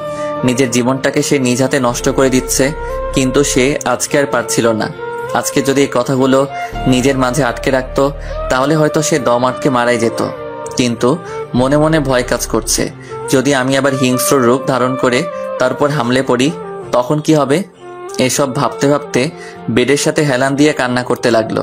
সকাল হয়ে গেছে। ভোরের আলো জানালা দিয়ে আয়াতের মুখের উপর পড়ল। মিটিমিটি চোখ খুলে তাকালো আয়াত। রাতে বেডের সাথে হেলান দিয়ে কান্না করতে করতে কখন যে ঘুমিয়ে গেছিল সে নিজেও জানে না। মাথাটা প্রচন্ড ব্যথা করছে। মাথায় হাত দিয়ে উঠে দাঁড়ালো। চারপাশটা ভালো করে দেখলো। রাতে যেমন ছিল ঠিক তেমনই। সে ভাবলো, তাহলে কি কালকে রাতে আর আশফি রুমে আসেনি? আমাকে কিছু করেনি? এসব ভাবতে লাগলাম। কিন্তু উনি যদি ঘরে না আসেন তাহলে ভেতর থেকে দরজা লক কিভাবে? এসব ভাবতে ভাবতে দরজার দিকে চোখ গেল। কারো পা দেখা যাচ্ছে। আমি বারান্দায় গেলাম। আশফি বেতের সোফায় হেলান দিয়ে নিচে শুয়ে আছে। চারপাশে সিগারেটের আগ পোড়া অংশ পড়ে আছে। হ্যাঁ, কালকে রাতে আশফি সিগারেট খেয়েছে, অনেক সিগারেট খেয়েছে। নিজের কষ্টটাকে সিগারেটের কালো ধোঁয়ায় উড়িয়ে দিতে চেয়েছিল। সে যে সত্যি আমাকে অনেক ভালোবাসে। সে ভেবেছিল হয়তো বিয়ে হয়ে গেলে সব ঠিকঠাক হয়ে যাবে, কিন্তু না। তাতে আমি ভালোবাসা তো দূর, ঘৃণা করতে শুরু করলাম। আমি আশফির ঘুমন্ত চেহারার দিকে তাকিয়ে আছি। ঘুমের মাঝে কতটা নিষ্পাপ লাগছে, কিন্তু উনি ঘুম ভাঙার পরেই যে আমার কাছে একটা পশু হয়ে যায়। আশফি নিজের চোখটা খুলে তাকালো। সামনে আমাকে দেখে অবাক হলো। সে চোখ খুলে তাকানোর সাথে সাথে আমি রুমের ভেতরে চলে গেলাম। ফ্রেশ হয়ে বাহিরে এসে দেখি বেডের সব ফুলগুলো আশফি টেনে টেনে নিচে ফেলে দিয়েছে। বেড থেকে ফুল দিয়ে বানানোর লাফটা এক টানে নিচে ফেলে দেয়। আমি কিছুটা অবাক হয়ে যাই, তারপর ড্রেসিং টেবিলের সামনে গিয়ে নিজের চুল ঠিক করতে থাকি। সে সময় আশফি আমার দিকে একটা প্যাকেট বাড়িয়ে দেয়। আমি দেখেও না দেখার ভান করলে আশফি বলে, মা এটা দিয়ে গেছে, বলেছে এগুলো পরে নিচে যেতে। প্যাকেটটা ড্রেসিং টেবিলের সামনে রেখে ফুলগুলোকে একটা বড় ব্যাগে ভরে বাহিরে চলে গেল আশফি। আমি প্যাকেটটা খুলে দেখি একটা কমলা কালারের শাড়ি, তার সাথে কিছু গহনা। আমি ওগুলো সাইডে রেখে ফোনটা হাতে নিয়ে বাড়িতে কল দিই। কল হচ্ছে কিন্তু কেউ ফোনটা ধরছে না। কয়েকবার দেওয়া সত্ত্বেও কেউ কলটা ধরেনি। ফোনটা রেখে জানালার পাশে গিয়ে দাঁড়াই, আমার চোখের চাহনি দূরের আকাশ ছুঁয়ে। তখনই কেউ এসে পেছনে দাঁড়ালো। আমি ভাবলাম আশফি, তাই রাগে বলতে লাগলাম, আপনি আবারও পেছনে ফিরে দেখে আশফি না, ফারিন দাঁড়িয়ে আছে। আরে আরে আমি আসলে মা পাঠিয়েছিল দেখতে তুমি রেডি হয়েছো কিনা, কিন্তু তুমি তো এখনো শাড়িই পরোনি। একটু তাড়াতাড়ি করে রেডি হও না, পাশের বাসার আন্টিরা আসতে শুরু করেছে। আশফির বউ দেখবে বলে। আচ্ছা আমি এখন চাই, তুমি তাড়াতাড়ি রেডি হয়ে নিচে চলে আসো। ফারিন চলে গেল। আমি একটা শুকনো হাসি দিলাম ফারিনের সাথে। তারপর শাড়িটা নিয়ে ওয়াশরুমে চলে গেলাম। নিচে মিসেস শাহনাজ পাশের বাসার লোকগুলোর সাথে কথা বলছে। ফারিন সোফায় বিরক্ত হয়ে বসে তাদের কথা শুনছে আর ফোন দিচ্ছে। আমি তাদের মাঝে নিচে নামতে লাগলাম। ফারিন আমার কাছে চলে এলো, তারপর আমাকে ধরে তাদের কাছে নিয়ে এলো। আসসালামু আলাইকুম। সবাই সালামের জবাব দিল। বসো মা। আমি গিয়ে মিসেস শাহনাজের পাশে বসে পড়লাম। ফারিনও আমার পাশে বসে পড়লো। বাহ, আশফির বউটা তো একদম কমলা সুন্দরী। আমাদের আশফিও কম কিসে, ওর জন্য যোগ্য হবার জন্য এইরূপ কিছুই না। এ কেমন সুন্দর হলো, আমার মেয়ে তো আরো বেশি সুন্দর। মহিলা তিনের কথা শুনে সবাই একটু জোরেই হেসে দিল। তাতে করে উনি কিছুটা রেগে গেলেও তা প্রকাশ করেননি। মিসেস শাহনাজ হেসে হেসেই বলে ফেললো, তুমিও না একটু সুযোগ পেলেই নিজের মেয়ের সুনাম আর তোমার ফ্যামিলির সুনাম গাওয়া শুরু করো। মিসেস শাহনাজের কথা শুনে সবাই এত জোরে হেসে দেয়, আমি আর ফারিনও মুচকি হাসি দিয়ে দেই, যার ফলে উনি কিছুটা লজ্জায় পেয়ে যায়। তখনই কে যেন কলিং বেল বাজালো। ফারিন উঠে গিয়ে দরজা খুলে দিল। সবাই দরজার দিকে তাকিয়ে আছে। আশফি ভেতরে ঢুকলো, ওনার পেছন পেছন আরো দুজন লোক ঢুকলো। দুজনকে দেখে সবাই অবাক হলেও আমি দৌড়ে তাদের কাছে যাই, কারণ ওরা দুজন হলো মা আর তার আদনান। আমি গিয়ে তার মাকে জড়িয়ে ধরে কান্না করে দেই। আরে পাগলি মেয়ে, কান্না করিস কেন? খুব মনে পড়ছিল বুঝি আমাদের কথা? অনেক অনেক বেশি মনে পড়ছিল। এখন তো এসে গেছি, তাই না? তাহলে কান্না থামা। আর দেখ, সামনে তোর শাশুড়ি আরো কত লোক আছে, ওরা কি ভাববে বলতো? আমি মাকে ছেড়ে দিয়ে আদনানের কাছে গেলাম। আদনান খুশিতে গতগত করতে করতে লাগলো, আপু আপু জানিস, ভাইয়া আমাকে আজকেও এতগুলো চকলেট কিনে দিয়েছে আর বলেছে বিকেলে নাকি আমাকে এতগুলা আইসক্রিম কিনে দেবে। আমি আদনানের কথা শুনে আশফির দিকে তাকালাম। আশফি সেখান থেকে সোজা উপরে চলে যায়। মা গিয়ে মিসেস শাহনাজের সামনে দাঁড়ায়। কেমন আছেন বেয়াই? জি ভালো, আপনি কেমন আছেন? ভালো। বেয়াই বসুন, সবার সাথে পরিচয় করিয়ে দেই। মিসেস শাহনাজ একে একে সবার সাথে পরিচয় করিয়ে দিল। আদনান ফারিনকে নিয়ে গেল সারা বাড়িটা ঘুরে দেখাতে, আর আমি সোজা রুমে চলে গেলাম বিষয়টা জানতে। রুমে এসে দেখি আশফি শুধু একটা টাওয়াল পেঁচিয়ে আয়নার সামনে দাঁড়িয়ে আছে আর মাথার চুলগুলো ঝাড়ছে। এমন অবস্থায় আশফিকে দেখে আমি কিছুটা লজ্জা পেয়ে যাই, আর সাথে সাথে মুখের সামনে শাড়ির আঁচল দিয়ে ঢেকে নেই। আশফিও তাড়াতাড়ি করে ওয়াশরুমে চলে যায় আর ট্রাউজার পরে বের হয়। সরি, আমার নক করে আসাটা উচিত ছিল। It's okay. একটা কথা জানার ছিল। বলো। আজকে হঠাৎ করে আদনানকে আর মাকে এখানে কেন আনলেন? সবকিছুর উত্তর তোমাকে দিতে আমি বাধ্য নই। আর হ্যাঁ, আমার মনে হয়েছে আনা দরকার, তাই এনেছি। আজকে সন্ধ্যায় আমরা ওই বাড়িতে ফিরে যাচ্ছি। তাহলে আদনান আর মাও কি যাবে? না, ওনারা দুপুরের পরেই চলে যাবে। কিন্তু আর একটা কথাও না, চুপচাপ আমার চোখের সামনে থেকে চলে যাও। আমি রেগে গিয়ে চোখগুলোকে লাল আর বড় বড় করে কথাটা বললাম। আয়াত ভয় পেয়ে যায়, চোখগুলো বন্ধ করে ফেলে। আমি কথাটা বলে সরে গেলে আয়াত রুম থেকে বের হয়ে যায়। দুপুরে খাওয়া দাওয়া শেষ হয়ে গেলে আয়াতকে তার মা একপাশে ডেকে নিয়ে বলে, আয়াত, তোকে একটা কথা বলি। আশফি আমাকে আজকে সবটা বলেছে। ওর সাথে আমার রাস্তায় দেখা হয়। আদনানকে নিয়ে স্কুলে যাচ্ছিলাম আচ্ছা যাই হোক, শোন, আমি যতটুকু বুঝতে পারলাম ও তোকে সত্যিই ভালোবাসে। তোকে পাওয়ার জন্য সে সবকিছু করেছে, মানছি সবকিছু খুব বাজে করেছে, কিন্তু সবটা তো তোকে পেতেই করেছে। তাই বলছি কি মা? ওনাকে মেনে নেব? মা, উনি যদি আমাকে ভালোই বাসেন তাহলে কেন প্রতি রাতে আমার সাথে এমন পশুর মতো আচরণ করেন? জানি এই উত্তর তোমার কাছে নেই, কিন্তু আমার উত্তরটা চাই। আমি কথাটা বলে চলে যেতে নিলেই পেছন থেকে মা বলে, ভালোবেসে আপন করতে চায়, কিন্তু তুই তো স্বীকার করিস না, তাই তোর কাছে এমন মনে হয়। মায়ের কথাটা শুনে কিছুক্ষণ থেমে দাঁড়ালেও পেছন ফিরে আর কোনো উত্তর দিইনি। সন্ধ্যায় আমি আর আশফি ওই বাড়ি থেকে, আশফি যে বাড়িতে থাকতো সেখানে চলে এসেছি। রাস্তায় কেউ কারোর সাথে কোনো কথা বলিনি। আশফি কয়েকবারই আমার দিকে তাকিয়েছিল, কিন্তু আমি একবারের জন্য ফিরে তাকাইনি। গাড়ি থেকে নেমে আমি সোজা ভেতরে চলে যাই, কিন্তু আশফি গাড়িটা ঘুরিয়ে কোথায় যেন চলে যায়। আমি ফ্রেশ হয়ে এসে আশফিকে দেখতে না পেয়ে একটা স্বস্তির নিঃশ্বাস ফেলি। তারপর টিভি দেখা শুরু করি। আজকে অনেকদিন পর নিজের মন মতো করে শান্তিতে টিভি দেখলাম। আশফি বাসায় নেই বলেই দেখতে পেয়েছি। আশফি বাসায় থাকলে হয়তো ভয়ে সাহসটাই করতে পারতাম না। অনেক রাত হয়ে গেছে, আমি সোফাতেই ঘুমিয়ে গিয়েছিলাম। মাঝরাতে ঘুম ভাঙলে ঘড়ির দিকে তাকিয়ে দেখি 1:08 বাজে। আশফি কি বাসায় এসেছে? না। উনি যদি বাসায় আসতেন তাহলে আমাকে একবার হলেও ডাক দিত। উনি এত রাত পর্যন্ত বাহিরে কি করছেন? এখনো বাসায় কেন আসছে না? আমার একটু একটু টেনশন হতে লাগলো। হঠাৎ করেই কলিং বেলটা বেজে উঠলো। আমি দৌড়ে গিয়ে দরজা খুলে দিলাম। একটা মেয়ের কাঁধে ভর করে দাঁড়িয়ে আছে আশফি, পুরো ড্রাঙ্ক হয়ে আছে। মেয়েটার ড্রেস দেখে আমার মেজাজ খারাপ হয়ে গেল। ছোট ছোট সব ড্রেস। আপনি কে? আর উনি এভাবে কেন? লিসেন, আমি কে সেটা তোমার জানতে হবে না। বেডরুমটা কোন দিকে সেটাই বলো। অবশ্যই জানতে হবে, কারণ মাঝরাতে আপনি আমার হাজবেন্ডকে নিয়ে এসেছেন, এখন আবার বেডরুম খুঁজতেছেন। আশফি খুব বেশি ড্রিঙ্ক করে ফেলেছিল, তাই ড্রাইভ করতে পারছিল না। আমি ওকে ড্রাইভ করে নিয়ে এলাম। জি শুক্রিয়া, এখন আপনি আসতে পারেন। হোয়াট? তুমি কে? আমাকে যেতে বলার তুমি কে? হ্যাঁ, আমি মেয়েটার কথা না শুনেই আশফিকে নিজের কাঁধে নিতে যাব, তখনই মেয়েটা রেগে গিয়ে আমাকে ধাক্কা মারলো। আমি তাল সামলাতে না পেরে দেয়ালের সাথে ধাক্কা খেলাম আর মাথায় অনেকটা ব্যথা পাই। এইবার আশফির রাগ উঠে যায়। ঠাস করে মেয়েটির গালে থাপ্পড় বসিয়ে দেয় আর চোখগুলোকে বড় বড় করে বলে, হে ইউ, তোমার সাহস কি করে হয় আমার হলুদ পরীকে ধাক্কা দেওয়ার? তোমাকে কি আমি বলেছিলাম আমাকে ড্রাইভ করে বাসায় আনতে? এনেছো ভালো কথা, কিন্তু আমার হলুদ পরীর সাথে এমন করার সাহস কি করে হয়? এক্ষুনি আমার সামনে থেকে চলে যাও, নয়তো তোমাকে আমি। আশফি আর কিছু বলতে পারলো না, দুলতে দুলতে পড়ে যেতে লাগলো। আমি গিয়ে আশফিকে ধরে ফেললাম। তারপর মেয়েটি মুখের সামনে দরজাটা লাগিয়ে দিলাম। দরজা লাগানোর সাথে সাথে আশফি নিজেকে আমার থেকে সরিয়ে নিল। আমি বিষয়টা বুঝতে পারলাম না। আশফি দুলতে দুলতে সিঁড়ির কাছে যেতেই আবার পড়ে যেতে নিলে আমি ধরে ফেললাম। আশফি এবার বলল, আমাকে ছাড়ো, আমি একা যেতে পারবো।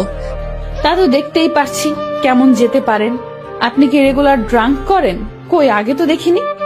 আগের ভালোবাসাটা কি তুমি দেখতে পেয়েছিলে যে এখনো ড্রিঙ্কটা দেখতে পাচ্ছ? আশফি কথাটা বলে আমার হাত সরিয়ে আস্তে আস্তে রুমে চলে গেল। আমি অবাক হয়ে গেলাম, হঠাৎ কি হলো এতটা পরিবর্তন? ঠিক মতো কথা বলছে না, নিজে থেকে কথা বলতে গেলেও অবহেলিত হচ্ছি। আমি সব ভাবতে ভাবতে রুমে চলে এলাম। রুমে এসে দেখি আশফি বেডে হাত পা মিলিয়ে শুয়ে আছে, পা থেকে জুতাগুলো খুলেনি। আমি আশফির পা থেকে জুতা খুলে দিলাম, কোমরের বেল্টটা একটু ঢিলা করে দিলাম, তারপর সোফায় গিয়ে শুয়ে পড়লাম। সকালবেলা ঘুম ভেঙে বেডের দিকে তাকিয়ে দেখি আশফি নেই। এত সকালবেলা কোথায় গেল ভাবতে লাগলাম।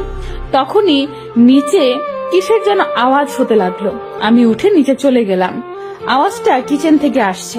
আমি আওয়াজটা ফলো করে গিয়ে আশফি নাস্তা বানাচ্ছে। এই কি, আপনি কেন নাস্তা বানাচ্ছেন? আমি তো বানিয়ে দিতাম। আমি নিজের কাজ নিজেই করতে পারি, আর ধন্যবাদ। কিন্তু এই কয়েকদিন তো আমিই বানিয়েছি। তখন অনেক কিছুই হয়েছে, এখন আর তেমন কিছুই হবে না। সবকিছু একদম আলাদা আলাদা হবে।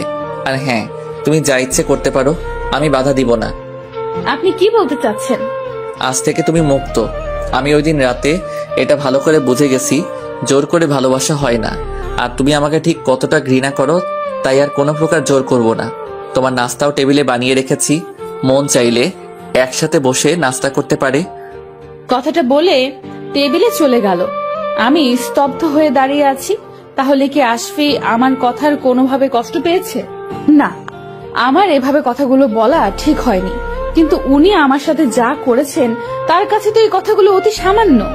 এই কথাগুলো মনে মনে বলতে লাগলাম। টেবিলটা পার হয়ে যখন উপরে উঠতে যাব তখনই আশফি নিজের আস্ত নাস্তার প্লেটটা নিচে ফেলে দেয়। আমি পেছনে তাকানোর সাথে সাথে আমাকে ক্রস করে আশফি উপরে চলে যায়। নাস্তার প্লেটে নাস্তা সম্পূর্ণ রয়ে গেছে। তাহলে আশফি কেন এভাবে ফেলে দিল? তাহলে কি আমি না বসায় উনি এমন করে ফেলে দিল? আমি নিচে থেকে খাবারগুলো তুলে পরিষ্কার করছিলাম, কলিং বেল বেজে উঠলো। আমি হাতটা মুছে গিয়ে দরজা খুলে দিলাম। একটা মেয়ে হাতে লাগেজ নিয়ে দাঁড়িয়ে আছে, কাপড়গুলো ঠিক কাল রাতের মেয়ের মতোই। চোখ থেকে গ্লাসটা খুলে জিজ্ঞেস করলো, হু আর ইউ? আয়াত, আপনি? ও, তাহলে তুমি সেই মেয়ে যার প্রেমে পড়ে কিডন্যাপ করে বিয়ে করেছে। কে আপনি? আরে দিদাম, তুমি কেমন আছো?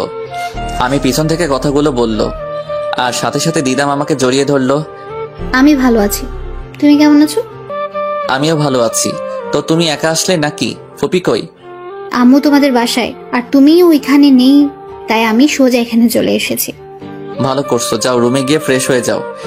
আগের রুমটা কি এখনো আমার জন্যই রয়ে গেছে? যেখানে ইচ্ছা হয় সেখানে থাকতে পারো। দিদাম তার লাগেজটা নিয়ে আয়াতকে ক্রস করে যাবার সময় একটা বাঁকা হাসি দেয়, তারপর উপরে যেতে লাগে। আয়াত নিজের রুমে যাবার জন্য দিদামের পিছু পিছু উঠছিল। দিদাম আমার আর আয়াতের রুমের ভিতর ঢুকতে নিলেই আয়াত ওর সামনে গিয়ে বলে, সরি, এটা আমাদের রুম, আই মিন ওনার আর আমার। তুমি অন্য যে কোনো রুম নিতে পারো এটা ছাড়া। আসলে এই রুমটাই একসাথে থেকে অভ্যাস হয়ে গিয়েছিল তো, তাই আর কি। ওকে, আমি আসছি। দিদাম চলে গেল, কিন্তু এটা কি বলে গেল তা আমার মাথায় ঢুকছিল না। উনি আর দিদাম কি একসাথে থাকতেন আগে? এসব ভাবতে ভাবতে ফ্রেশ হতে লাগলাম। ফ্রেশ হয়ে এসে দেখি আশফি একদম ফর্মাল ড্রেসে। আমি বিছানা গোছাতে গোছাতে বললাম, কোথাও বের হচ্ছেন? চুপ করে আছে। আবার বললাম, আমি কিছু জিজ্ঞেস করছি। আজকে থেকে অফিসে যাব। আশফি আর কিছু না বলে সোজা চলে গেল। আমি একা একা বলতে লাগলাম, আজব, নিজেকে এখন কি মনে করেন আপনি? বদের হাড্ডি একটা। আমি বুঝলাম না হঠাৎ করে এতটা চেঞ্জ কি করে হলো। আর তার উপরে এই দিদাম, মেয়েটাকে সুবিধার মনে হচ্ছে না। আশফিকে যেভাবে জড়িয়ে ধরলো, আবার যা বললো, তাতে আমার একটু সন্দেহ লাগছে। নজর রাখতে হবে। আমি রুম গুছিয়ে নিচে নামলাম। এসে যা দেখলাম তাতে আমার চোখ চড়ক গাছ হয়ে গেল।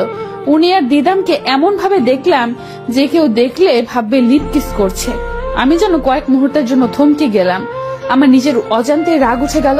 আমি আর সহ্য করতে না পেরে হাততালি দিয়ে বললাম, বাহ বাহ, এটা আপনার অফিস? রুম থেকে এসে ড্রয়িং রুমে বউ রেখে ফুফাতো বোনের সাথে খুব সুন্দর অফিস করছেন। আমি অফিসে যাচ্ছিলাম, তখনই আপনার পুরুষত্ব জেগে উঠল। নিজের ফুফাতো বোনের সাথে ঠোঁটে ঠোঁট মিলিয়ে নিলেন। আমি আর কিচ্ছু বলতে পারলাম না। তার আগে আমার গালে কষিয়ে একটা থাপ্পড় বসিয়ে দিলেন উনি। তাল সামলাতে না পেরে আমি সোফায় পড়ে যাই। গালে হাত দিয়ে ওনার দিকে তাকাই। উনি আমার দিকে খুবই রাগী লুকে তাকিয়ে আছে। তারপর আঙুল তুলে আমাকে উদ্দেশ্য করে বললেন, তুমি যেগুলো বোঝার সেগুলো কখনো বোঝার চেষ্টা করো না, আর যেগুলো না বোঝার বা যা হয়নি তা নিজ থেকে বানিয়ে বুঝে নাও। আমি রুম থেকে অফিসে যাচ্ছিলাম, ঠিক তখনই সোফায় দিদাম চিৎকার করে ওঠে। আমি জানতে চাইলে ও বলে চোখে কি যেন একটা পড়ছে আর খুব জ্বালা করছে, তাই আমি ফু দিয়ে দিচ্ছিলাম। আর তুমি, ছি, এতটুকু বিশ্বাস নেই তোমার আমার প্রতি? আই এম সরি, আমি বুঝতে পারিনি আয়াত এমন রিয়াক্ট করবে। বুঝতে পারলে আমি কখনোই বলতাম না। ট্রাস্ট মি আশফি। দিদাম আশফির সামনে গিয়ে ন্যাকামি করে কথাগুলো বলল। আশফি আমার দিকে এক নজর তাকিয়ে চলে গেল। তারপর দিদাম একটা শয়তানি হাসি দিয়ে চুলগুলো ফু দিয়ে রুমে চলে গেল। ওর হাসি দেখে আমার যেন মনে হলো সে এটাই চেয়েছিল। আমার নিজের প্রতি নিজের ঘৃণা হতে লাগলো। আমি এতটা নিম্ন মানসিকতার মানুষ কি করে হলাম? উনি আমার সাথে খারাপ ব্যবহার করলেও কখনোই তো অন্য কোনো মেয়ের সাথে খারাপ ভাবে মেশেনি। আমি রুমে এসে বেডে চোখ বন্ধ করে শুয়েছি। চোখ বন্ধ করতেই কেউ আমার কানের কাছে এসে চিৎকার করে ওঠে, মাউ! ভাবি, রিল্যাক্স। আমি ফারিন, দেখো। আমি চোখ খুলে দেখি সত্যি ফারিন এসেছে। আমি একটা স্বস্তির নিঃশ্বাস ফেলে বলি, ও তুমি তুমি তো আমাকে একদম ভয় পাইয়ে দিলে। আচ্ছা আচ্ছা সরি। বাই দ্য ওয়ে, ভাইয়াকে দেখতে পাচ্ছি না কোথাও। উনি তো অফিসে চলে গেছেন। আমার কথা শুনে ফারিন একদম অবাক হয়ে যায় আর চোখগুলো বড় বড় করে বলে, হোয়াট? ভাইয়া অফিসে গেছে? কিভাবে কি? যে মানুষ অফিসের নাম শুনলেই জ্বর এসে যেত, উনি আজকে অফিসে গেছে? আমিও কিছু বুঝতে পারলাম না, আজকে হঠাৎ করে নিজ থেকেই। ভালোই হয়েছে, সব তোমাকে ভালোবেসে। যাই হোক, আমার ওই শাকচুন্নি বোনটা কই? তোমার বোন? ও দিদামের কথা বলছো? ওকে ছাড়া আমি আর কাকে শাকচুন্নি বলবো বলো? ও তোমাকে তো আসল কথা বলাই হয়নি। কি কথা? ও কিন্তু ভাইয়াকে অনেক ভালোবাসতো, ইভেন এখনো বাসে। ভাইয়ার কথা শুনলে একদম পাগল পাগল হয়ে যায়। দেখলে না, ভাইয়া ওই বাসায় নেই বলে এখন এই বাসায় চলে এসেছে। ভাবি তোমাকে একটা কথা বলি, ভাইয়াকে একটু সাবধানে রেখো। বলা তো যায় না, ছেলে মানুষের মন কখন কোথায় কিভাবে গলে যায়। যদিও ভাইয়া ওকে তেমন একটা পাত্তা দেয় না, তবুও সুরক্ষা বলে একটা কথা আছে, শাকচুন্নির নজর বলে কথা। আমি মনে মনে ভাবতে লাগলাম, তাহলে আমি ঠিক ছিলাম। তখনের ঘটনাটা দিদাম ইচ্ছে করেই করেছে, যাতে করে আমাদের মাঝে ঝগড়ার সৃষ্টি হয় আর সে ওই সুযোগটা নিতে পারে। দিদাম, তুমি বড্ড বড় ভুল করে ফেললে। তুমি আমার স্বামীর দিকে নজর দিয়ে বড় ভুল করেছো। আজকে যে থাপ্পড়টা আমি খেয়েছি, তার থেকে জোরে থাপ্পড়টা তোমাকে আমি খাইয়ে ছাড়বো বলে দিলাম। ফারিনের ধাক্কায় ধ্যান ভাঙলো আমার। ভাবি তুমি আবার কই ডুবে গেলে? না বলো তো, তো আজকে হঠাৎ? আসলে ভাবি, তোমাকে একটা কথা বলার ছিল, আর একটা হেল্পও লাগতো। আচ্ছা তাহলে বলো কি কথা, আর কি হেল্প করতে পারি? ভাবি, আমি একজনকে খুব ভালোবাসি, সেও আমাকে খুব ভালোবাসে, কিন্তু ওর ফ্যামিলিটা আমাদের মতো না, ওর একটু নিম্ন। তাই আমার সাথে রিলেশনটা রাখতে চাচ্ছে না, কারণ ও জানে আমাদের ফ্যামিলি আমাদের সম্পর্কটা মেনে নিবে না। তাই সে চায় না সম্পর্কটাকে গভীরে নিয়ে গিয়ে একা হয়ে যেতে। কিন্তু ভাবি, আমি সত্যি তাকে খুব ভালোবাসি, আমি ওকে ছাড়া বাঁচবো না। প্লিজ ভাবি, তুমি কিছু একটা করো। আমি আমি আবার কি করব? কি বা করতে পারি আমি?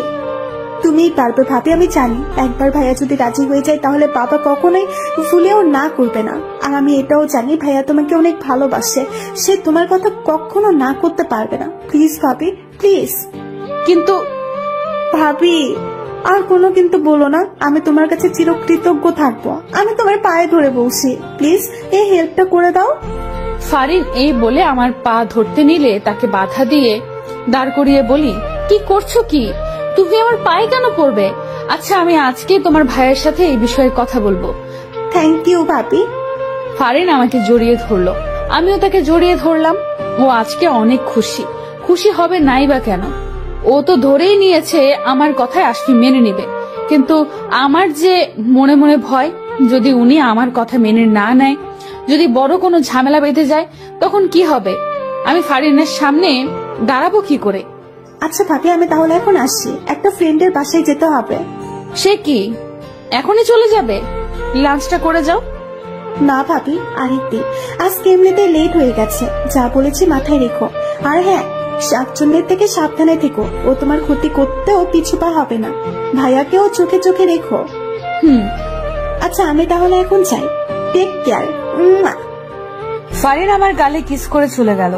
পাগলি মেয়ে একটা, কিন্তু খুব সহজ সরল। কতটা সহজে আমাকে আপন ভেবে ফেললো। কিন্তু এমন সহজ সরল মেয়েদের সাথেই যে খারাপ হয়ে থাকে, ফারিনের সাথে যেন এমন কিছু না হয়। সন্ধ্যা হয়ে গেল, কিন্তু এর মাঝে একবারও ওনার কোনো ফোন এলো না। যদিও ফোন করার কথা না, তবুও কেন জানি মনে হচ্ছিল উনি কল করবেন, কিন্তু না, কল করেননি। কলিং বেলটা বাজার সাথে সাথে দৌড়ে গিয়ে দরজা খুলে দিলাম। ওনার সাথে যাকে দেখলাম তাতে মেজাজ গরম হয়ে গেল। দিদাম আশফির হাত ধরে দাঁড়িয়ে আছে, তার মানে বিকেলে দিদাম এই জন্যই বাইরে গিয়েছিল। উনি আর দিদাম আমাকে ক্রস করে ভেতরে ঢুকছিল। তখন আমি জিজ্ঞেস করলাম, এত দেরি হলো কেন? বাবা মার কাছ থেকে জেনেছি অফিস টাইম নাকি 5টায় শেষ। উনি আমার কোনো কথার জবাব না দিয়ে উপরে চলে গেল। আমি ওনার পেছন পেছন যেতে নিব, তার আগে দিদাম আমার সামনে এসে দাঁড়ায়। আসলে আমরা একটু ঘুরতে বের হয়েছিলাম, অনেকদিন পর আমি আসলাম তো, তাই আমাকে নিয়ে একটু ঘুরতে বের হয়েছিল। কিছু মনে করো না কেমন? দিদাম চলে যেতে নিলে আমি ওর হাত ধরে বলি, অন্যের স্বামীর থেকে নিজের নজর সরিয়ে ফেলো, নয়তো ওই নজরের চোখ আমি তুলতে এক মুহূর্ত সময় নিব না। হোয়াট? কি বলতে চাচ্ছ তুমি? আমি কি বলতে চাচ্ছি তুমি তা খুব ভালো করেই জানো, তাই বলছি নিচ থেকে সরে যাও, মাঝে আসতে যেও না। আর যদি না সরি? তুমি যখন সব জানোই তাহলে এটাও জেনে রাখো আমি আশফিকে ভালোবাসি। ওকে পেতে হলে আমি সবকিছু করতে পারবো। তোমার এসব ধমকানোতে আমার কিচ্ছু আসে যায় না। কি এসে যায় তা আমি জানি, কিন্তু এটা জানি যদি না সরো তাহলে তার ফল তোমার জন্য মোটেও ভালো হবে না। আর রইল বাকি তোমার ভালোবাসার কথা, তাহলে শুনে রাখো উনি আমাকে ভালোবাসেন আর আমাকে ওনার বউ হিসেবে সবার সামনে পরিচয় করিয়ে দিয়েছেন। হোয়াটএভার, আই ডোন্ট কেয়ার, কিন্তু তোমাদের মাঝে আমি সব সময় থাকবো। যাকে বলে সুইচ হয়ে ঢুকে খাল দিয়ে বের হয়। আর যদি আমি আশফিকে না পাই তাহলে তোমাদের জীবনটা আমি নরক বানিয়ে ছাড়বো।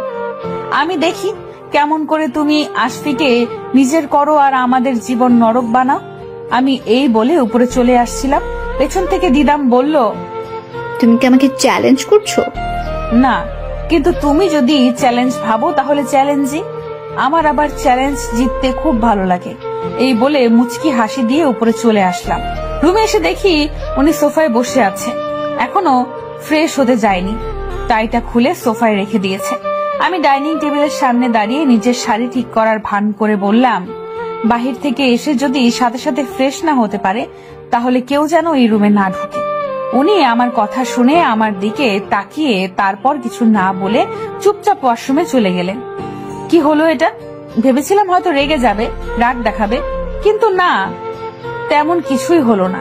আজকাল ওনাকে খুব অচেনা লাগছে। এমন আশফিকে তো আমি চিনি না। আমার কেন জানি ওনার এমন ব্যবহার ভালো লাগছিল না। উনি ফ্রেশ হয়ে বাহিরে আসলেন। আজকেও টাওয়াল পেঁচিয়ে বাহিরে এসেছেন। আজকে রাগ লাগছে না, কেমন জানি লজ্জা লাগছিল আমার। আমি পেছন ঘুরে বললাম, ছি, আপনি আজকেও এভাবে? আর কিছু বলার আগেই ওয়াশরুমের দরজা লাগানোর শব্দ পেলাম। পেছন ফিরে দেখি উনি নেই। আমার কথা শেষ হবার আগেই কাপড় নিয়ে ওয়াশরুমে চলে গেলেন। কিছুক্ষণ ট্রাউজারটা পরে বাহিরে আসলেন। চুলগুলো ঝাঁকি দিতে দিতে আমার দিকে এগিয়ে আসছে। আমার গলা শুকিয়ে যাচ্ছে, বুকের ভেতর ভূমিকম্প শুরু হয়ে গেছে। তাহলে কি উনি আবার আমাকে? আমি এক পা করে পেছাতে লাগলাম আর উনি সামনের দিকে আসছে। আমি যখন ড্রেসিং টেবিলের সাথে একদম মিশে গেলাম তখন চোখ দুটো বন্ধ করে ফেললাম। দু হাত দিয়ে নিজের শাড়ির আঁচল খামচে ধরলাম। শ্বাস ঘন হতে লাগলো, কিন্তু বেশ কিছুক্ষণ ওনার কোনো সাড়া না পেয়ে চোখ মিলে তাকিয়ে দেখি উনি ড্রেসিং টেবিলের থেকে চিরুনি নিয়ে নিজের চুল ঠিক করছে। আমি কি ভেবেছিলাম মনে হতেই লজ্জায় পড়ে গেলাম। পরক্ষণেই রাগ দেখিয়ে বললাম, এটা কি? আপনি এভাবে কাছে এসে এভাবে চিরুনি নিলেন কেন? আমি নিজের ইচ্ছে মতো সবকিছু করি, কাউকে কোনো কৈফিয়ত দেই না। হয়েছে, বেশ বুঝতে পেরেছি। যখন ইচ্ছে হয়েছে তখন জোর করে নিয়েছে, আর এখন যখন মাথায় আসলো কি বলতে যাচ্ছিলাম তখন চুপ হয়ে গেলাম। উনি আমার সাইডে দেয়ালে হাত রেখে একটু কাছে এসে বললেন, এখন যখন কি? কই কি, কিছু না। আমি এই বলে ওনার হাতের নিচ দিয়ে চলে আসতে নিলে উনি ওনার পা বাড়িয়ে দেন, যার ফলে আমি আর বের হতে পারলাম না। উনি আবার বলতে শুরু করেন, আয়াত, আমি যেটা ঠিক করি তাই করি, আর এখন এটা ঠিক করেছি, যতদিন না তুমি আমাকে নিচ থেকে কাছে টানবে ততদিন আমিও তোমার কাছে যাব না। দেখি কতদিন তুমি আমাকে ছাড়া থাকতে পারো। জানি বেশি দিন পারবে না, তারপরও তোমার মুখ থেকে শুনতে চাই আমি। আমি ওনার চোখের দিকে তাকিয়ে বললাম, তাহলে আপনি ভুল ধারণা জাগিয়েছেন। আমি কখনোই আপনাকে কাছে ডাকবো না, কখনোই আমার মুখ থেকে ভালোবাসি শুনতে পারবেন না। তার সময় বলে দিবে। উনি এই বলেই আমার সামনে থেকে সরে গেলেন। আমি একটু ঠিক করে দাঁড়ালাম। উনি নিজের ল্যাপটপটা নিয়ে সোফায় বসে পড়লেন। আমি ওনার সামনে দাঁড়িয়ে বললাম, আপনি দিদামের থেকে দূরে থাকবেন। কেন? আমি আপনাকে এত কিছু বলতে পারবো না, যা বলছি তাই করবেন। দিদাম থেকে দূরে থাকবেন। Are you jealous? নো, আমি কেন জেলাস হব? তা আমি কি করে বলতে পারবো, কিন্তু তোমার কথা শুনে তাই মনে হলো। আর হলেও হতে পারলো। নিজের হাজবেন্ডকে অন্য কারোর সাথে দেখলে যে কেউ হবে, এটাই স্বাভাবিক। আমি ওনার দিকে রাগী দৃষ্টিতে তাকালে উনি শয়তানি হাসি দিয়ে সোফায় বসে পড়ে। আমি রুম থেকে বের হতে যাব ঠিক তখনই দিদাম রুমে ঢুকলো।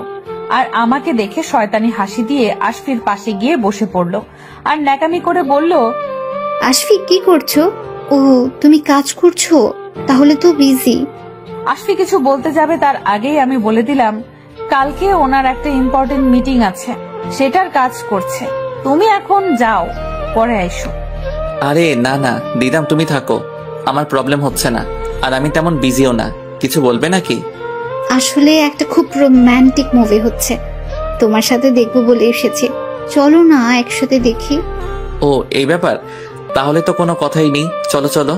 দিদামের কথা শুনে আমি রীতিমতো অবাক। আমার হাজবেন্ডকে আমার সামনে অফার করছে একসাথে বসে রোমান্টিক মুভি দেখতে, আর ওনারও বলিহারি রাজি হয়ে গেল।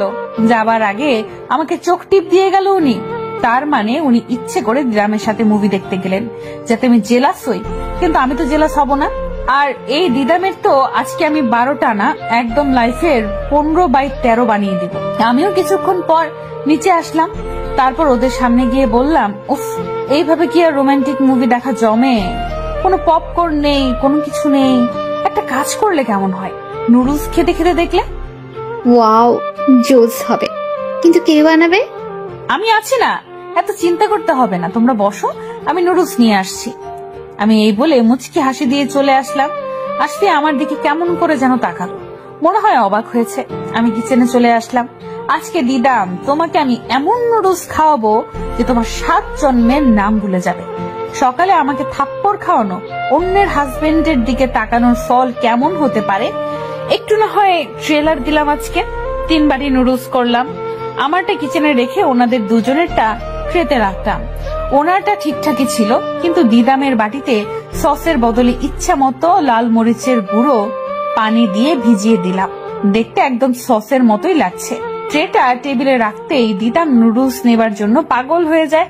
আমি নিজ হাতে করে দিদামের দিকে বাটি এগিয়ে দিলাম। দিদাম নেবার আগেই উনি নিয়ে নিলেন। আরে এটা তো দিদামের। তো আরেকটা আছে না, ওইটা দিয়ে দাও। না, ওনাকে এটাই খেতে হবে। আজব, এটাই কেন খেতে হবে?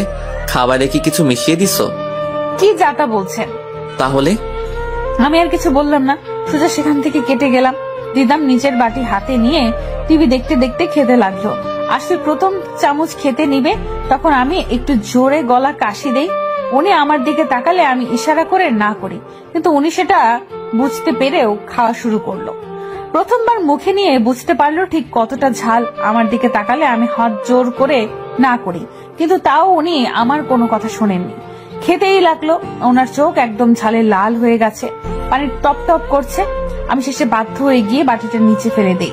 পানির গ্লাসটা ওনার দিকে বাড়িয়ে দিতেই উনি নিচে ফেলে দেয়। আমার হাত ধরে টান দিয়ে নিজের কাছে নিয়ে যায়, তারপর গাল দুটো ধরে ঠোঁট জোড়া দখল করে নেয়। দিদাম অবাক হয়ে হা করে তাকিয়ে আছে। আমি নিজেও অনেকটাই অবাক। প্রায় 2 মিনিট হয়ে গেছে, এখনো ঠোঁট ছাড়ার কোনো নাম নেই। আমি একটু নড়ে উঠলেই আরো জোরে ধরে। বেশ কিছুক্ষণ এভাবে থাকার পর নিচ থেকে ছেড়ে দেয়। এরপর কিছু বলার সুযোগ না দিয়ে উপরে চলে যায়। আমি পুরো বোকা বনে যাই। দিদামের দিকে চোখ গেলেই দেখি ও আমার দিকে রাগী দৃষ্টিতে তাকিয়ে আছে। আমি একটা লজ্জা মিশ্রিত হাসি দিয়ে সেখান থেকে চলে যাই। রুমে এসে দেখি ওনার চোখ এখনো লাল হয়ে আছে। ওনার সামনে দাঁড়িয়ে বলি, কি দরকার ছিল তখন ওই নুডলসটা খাওয়ার? আমি তো আপনাকে বারবার ইশারা করে না করছিলাম, কিন্তু আপনি আমার কথা বুঝেও খেলেন। এটা কেন করতে চাইছিলে? তুমি জানো এই ঝালটা দিদাম খেলে ওর অবস্থা ঠিক কেমন হতো? আমি বুঝতে পারছি না তোমার ওকে নিয়ে এত প্রবলেম কেন। তুমি তো আমাকে ভালোবাসো না, তাহলে কেন আমার বিষয়ে এত নাক গলাচ্ছ? কেন দিদামকে নিয়ে এতটা জেলাস ফিল করছো বলো আমাকে। আসলে এই কথাগুলো রাগের সুরে আমাকে বলল। আমি কিছুটা কেঁপে উঠলাম। উনি পাশে থাকা ফুলদানিটা নিচে ফেলে দিতে চাইলে আমি ওনার হাত ধরে ফেলি আর তার সঠিক জায়গায় রেখে বলি, আমার দিদামকে সহ্য হয় না, কিন্তু কেন হয় না সেটা নিজেও জানি না, আর আমি চাই না আপনি ওর সাথে মেশেন। তাহলে তো আমি আরো বেশি মিশবো। কি? হ্যাঁ, কারণ এখন থেকে আমি ওই জিনিসগুলো বেশি করব যে জিনিসগুলো তোমার পছন্দের না। উনি আমাকে সাইড করে চলে যেতে নিলে আমি ওনার সামনে দাঁড়িয়ে বলি, আপনার সাথে আমার কিছু কথা। তোমার সাথে এখন কোনো কথা বলতে চাচ্ছি না আমি। কথাগুলো খুবই জরুরি, আর কথাগুলো আমার, আপনার বা দিদামের বিষয় নিয়ে নয়, বরং আপনার আদরের ছোট বোনকে নিয়ে। ফারিনকে নিয়ে আবার কি কথা? বলবো, কিন্তু তার আগে প্রমিস করতে হবে আমি যা বলবো তা খুব মনোযোগ দিয়ে শুনবেন আর পুরোটা শুনবেন। আচ্ছা, প্রমিস।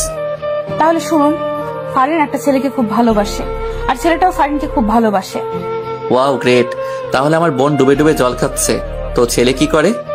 সবই বলছি, আগে আপনি আমার কথাটা পুরো শুনুন। ও আচ্ছা, বলো। ওরা দুজন দুজনকে মন থেকে ভালোবাসে। ছেলের আব্বু একজন নিম্নমানের ব্যবসায়ী, কিন্তু ছেলেটা খুবই ভালো আর ছেলেটা একটা কোম্পানিতে ভালো পদে চাকরি করে। ফারিন বলছিল তাদের বিয়েটা অসম্ভব, এটা কখনো হতেই পারে না। আমার বোনের বিয়ে আমি জেনে শুনে এমন একটা ছেলের সাথে কখনো দিতে পারি না। ওর জন্য অলরেডি কত ভালো ভালো আমাদের স্ট্যাটাসের সাথে মিলপাত্র পড়ে আছে, আর আমি এমন একটা ছেলের সাথে দিব? কিন্তু ওরা একে অপরকে অনেক ভালোবাসে। এসব প্রেম ভালোবাসা কিছু না, আজ আছে তো কাল নেই। আর এসব ছেলেরা মেয়েদের টাকা দেখে ভালোবাসে, মন দেখে নয়। ঠিকই বলেছে, প্রেম ভালোবাসা কিছুই না, শুধু স্বার্থ বুঝে, কেউ টাকা কেউ বা দেহের।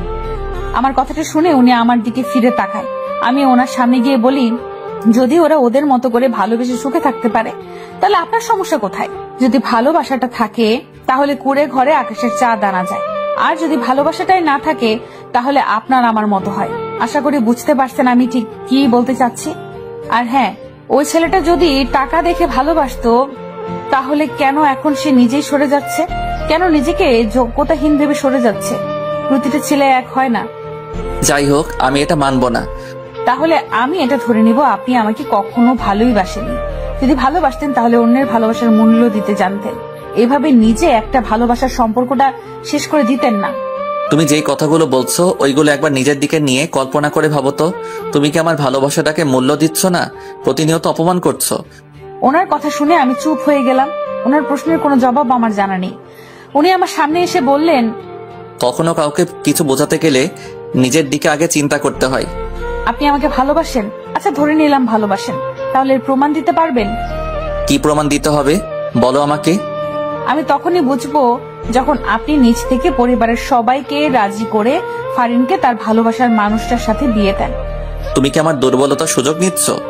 মোটেও না, পরীক্ষা নিচ্ছি, দেখি হেরে যান নাকি জেতেন। যদি জিতে দেয় তাহলে কি হবে? আপনার ভালোবাসা সত্যি প্রমাণিত হবে। তাতে কি হবে? প্রমাণ না করতে পারলেও আমি তোমাকেই ভালোবাসি। উনি আমার কাছে আসতে চাইলে সামনে হাত ধরে বলে সবকিছুর প্রমাণ দরকার হয়। ওকে, ডান। আগামী এক সপ্তাহের মাঝে আমি ছেলের ব্যাকগ্রাউন্ড চেক করে তারপর প্রমাণ দিব। উনি একটা মুচকি হাসি দিলেন, আমি একটু হাসলাম। উনি ল্যাপটপে বসে গেলেন। আমি রাতের খাবার রেডি করতে নিচে চলে এলাম। পরের দিন বিকাল বেলা উনি গার্ডেনে বসে আছেন। আমি কফি বানিয়ে নিয়ে গেলাম। আপনার কফি। আহ, সূর্যটা আজকে কোন দিক দিয়ে অস্ত যাবে? আপনাকে কফি দেওয়াটাই ভুল হয়েছে। উনি শয়তানি করায় আমি একটু রাগ দেখিয়ে কথাটা বললাম, আর উনি হাসি দিলেন। এর মাঝে শাকচুন্নি দিদাম এসে হাজির। কথা নেই বার্তা নেই, এসেই আশফির পাশে বসে পড়লো আর আশফির কফিটা নিয়ে নিল। এটা ওনার কফি। তাতে কি, ওর আর আমার মাঝে পার্থক্য কি? এই বলে দিদাম কফি মুখে দিতে যাবে, তার আগে আমি মাথা ঘুরে পড়ে যাবার ভান করলাম, আর আশফি এসে আমাকে ধরতে নিলে দিদামের কফির মগটা নিচে পড়ে যায় আর আমার সম্পূর্ণ কফি দিদামের জামায় পড়ে যায়। আশফি আমাকে ধরে পাগলের মতো করতে লাগে। কি হয়েছে তোমার? জ্বর আসছে? কি হয়েছে তোমার? শরীর খারাপ লাগলে আমাকে বলনি কেন? এত অধৈর্য হওয়ার কিছু হয়নি, আমি ঠিক আছি। সরি দিদাম, আসলে আমি বুঝতে পারিনি। এতে সরি বলার কিছু হয়নি। দিদাম, তুমি চেঞ্জ করে আসো। আয়াত, তুমি আমার সাথে বসো। আশফি আমাকে নিয়ে সোফায় বসে গেলেন। দিদাম উঠে ভেতরে চলে যেতে লাগলো। পেছনে ফিরে তাকাতেই আমি একটা চোখ টিপ দিলাম, আরো বুঝে গেল সবটা আমি ইচ্ছে করে করেছি। তাই সে এর আগে ফুসতে ফুসতে ভেতরে চলে গেল। কিছুক্ষণ পর দিদাম চলে এলো। আমি আশফির কাঁধে মাথা রেখে বসেছিলাম। কেন জানি দিদামকে দেখিয়ে ওনার সাথে মিশাটা আমার ভালোই লাগছে। এখন আর আগের মতো করে ঘৃণাটা আসে না। দিদাম এসেই বলতে লাগলো, আশফি, তুমি কি ফ্রি আছো আজকে সন্ধ্যায়? হ্যাঁ, কেন বলো তো? আসলে আমি আজকে সন্ধ্যায় একটা মুভি টিকিট কেটেছিলাম, তুমি যদি ফ্রি থাকো তাহলে। দিদাম আর কিছু বলার আগেই আমি ওনার হাত থেকে টিকিটগুলো নিয়ে বলতে শুরু করলাম, থ্যাংক ইউ সো মাচ। তুমি আমাদের আগে বলবা না যে তুমি আমার আর তোমার ভাইয়ের জন্য এত বড় সারপ্রাইজ রেডি রেখেছো? আমার কথা শুনে আশফি অবাক হয়ে যায়, আর দিদাম তো না পারছে কিছু বলতে, না পারছে কথাটা সহ্য করতে। সে চোখ দিয়ে আগুন দিচ্ছে আমার দিকে। আমিও কম কিসে, আমিও দিদামকে জড়িয়ে ধরলাম আর কানে কানে বললাম, কি প্রতিনিয়ত তো হেরেই যাচ্ছ। যাই হোক, আমি তোমাকে কেমন সারপ্রাইজ দিলাম বললে না তো। তারপর ওকে ছেড়ে দিয়ে বললাম আমরা অবশ্যই মুভি দেখতে যাব, কিন্তু দিদাম 3টা কেটে নিলেও পারতে, তুমিও আমাদের সাথে যেতে পারতে। যদিও স্বামী স্ত্রীর সাথে বাহিরের থার্ড পার্সন কেউ যেতে নেই, তাও তুমি যেতে পারতে। আয়াত, আমার সন্ধ্যায় কাজ আছে, আমি পারবো না। আর দিদাম, তোমাকে অবশ্যই আমার সাথে যেতে হবে, রেডি থেকো। উনি এই কথাগুলো বলে চলে গেলেন। আমি এক পা পিছিয়ে গেলাম। উনি এতদিন আমার সাথে সময় কাটানোর জন্য কতটা ইচ্ছে রাখতেন, আর আজকে উনি নিজে আমাকে এভাবে অ্যাভয়েড করলেন। দিদাম আমার সামনে এসে একটা তাচ্ছিল্য হাসি দেয়। কেমন লাগলো ঝটকাটা? তুমি আমাকে সারপ্রাইজ দাওনি, বরং নিজেই সারপ্রাইজড হয়ে গেছো। আর এর পরপর যা হবে সবকিছুতেই তুমি একদম সারপ্রাইজড হয়ে যাবে। Just wait and see. দিদাম ভেতরে চলে গেল। আমি সোফায় ধপ করে বসে গেলাম আর ভাবতে লাগলাম, তাহলে কি সত্যি উনি পাল্টে যাচ্ছেন? আমার অপছন্দের জিনিসগুলোই কি করবেন? আমি যেগুলো না করব ওগুলোই কি করবেন? এসব ভাবতে ভাবতে আমার মাথা ধরে গেল। আমি নিজেও বুঝতে পারছি না আমি কেন এসব এত ভাবছি। আমি তো ওনাকে ভালোবাসি না, তাহলে কেন ওনার কথা এত ভাবছি আমি?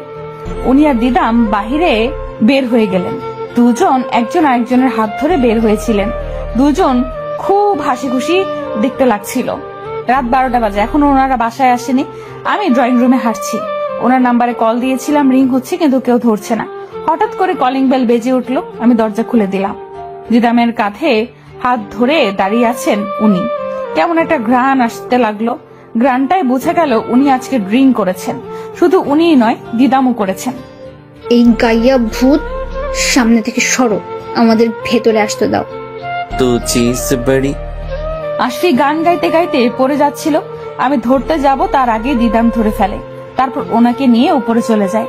আমি দরজা লক করে আস্তে আস্তে একটু লেট হয়ে যায়। রুমে এসে দেখি আশফি খাটে জ্ঞান হারিয়ে পড়ে আছে আর দিদাম তার শার্ট খোলার ট্রাই করছে। আমি ওর হাত ধরে বললাম, কি করছোটা কি তুমি? ও গড, কেন যে ডোর লক করতে ভুলে গেলাম। ডোর লক করে কি করতে? আমি আর আশফি প্রেম সাগরে ভেসে যেতাম। দিদাম নেশার ঘোরে কথাটা বললেও আমার সহ্য হলো না। সাথে সাথে একটা কষিয়ে থাপ্পড় দিলাম ওর গালে। তাল সামলাতে না পেরে নিচে পড়ে যায়। তারপর উঠে দাঁড়িয়ে বলে, হাউ ডেয়ার ইউ, তোমার সাহস কি করে হয় আমার গালে থাপ্পড় মারার? এটা তো মাত্র ট্রেইলার। এরপর যদি এমন কোনো বাজে কথা শুনি তাহলে তোমার অবস্থা আমি ঠিক কি করব তা স্বপ্নেও কল্পনা করতে পারছো না তুমি। কি করবে তুমি?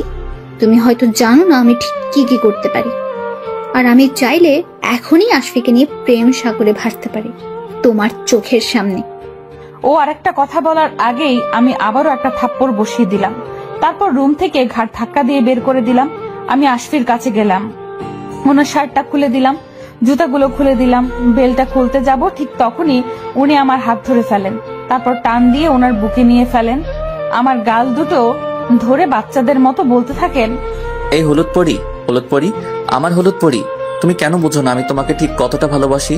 তোমাকে যখন প্রথম দিন দেখেছিলাম সেদিন থেকেই আমি তোমার প্রেমে পড়ে গেছিলাম। তারপর থেকে তোমাকে ফলো করতাম।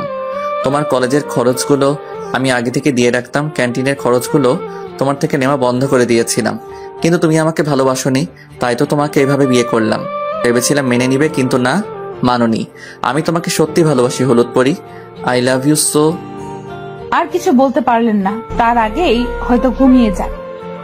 আমি শুনেছি মানুষ নাকি নেশার ঘরে সব সত্যি বলে দেয়। তাহলে কি উনি আমাকে সত্যি সত্যি ভালোবাসেন? আর তাহলে উনি ওই ব্যক্তি ছিলেন যার কাজগুলো আমার কাছে আজব আর অদ্ভুত লাগতো, কিন্তু প্রতিদিন রিকশায় ফুল পাওয়াটার প্রতি সত্যি একটা ভালো লাগা কাজ করত। তাহলে আশফি সাইকোই হলো মিস্টার সাইকো। আমি ওনার মুখের দিকে তাকিয়ে কথাগুলো ভাবতে লাগলাম। এরপর কখন যে ঘুমিয়ে গেলাম বুঝতেও পারলাম না। সকাল হয়ে গেছে। ঘুম ভেঙে কারো হার্টবিটের শব্দ শুনতে পারলাম। উপরের দিকে তাকিয়ে দেখি উনি আমাকে ওনার সাথে জড়িয়ে রেখেছেন। আমি নিচ থেকে চাইলেও সরে যেতে পারতাম, কিন্তু আসিনি। ভালো লাগছিল ওনার হার্টবিটের শব্দ শুনতে পেয়ে। হঠাৎ করে উনি নড়ে চড়ে উঠলে আমি আবার চোখ বন্ধ করে ফেলি।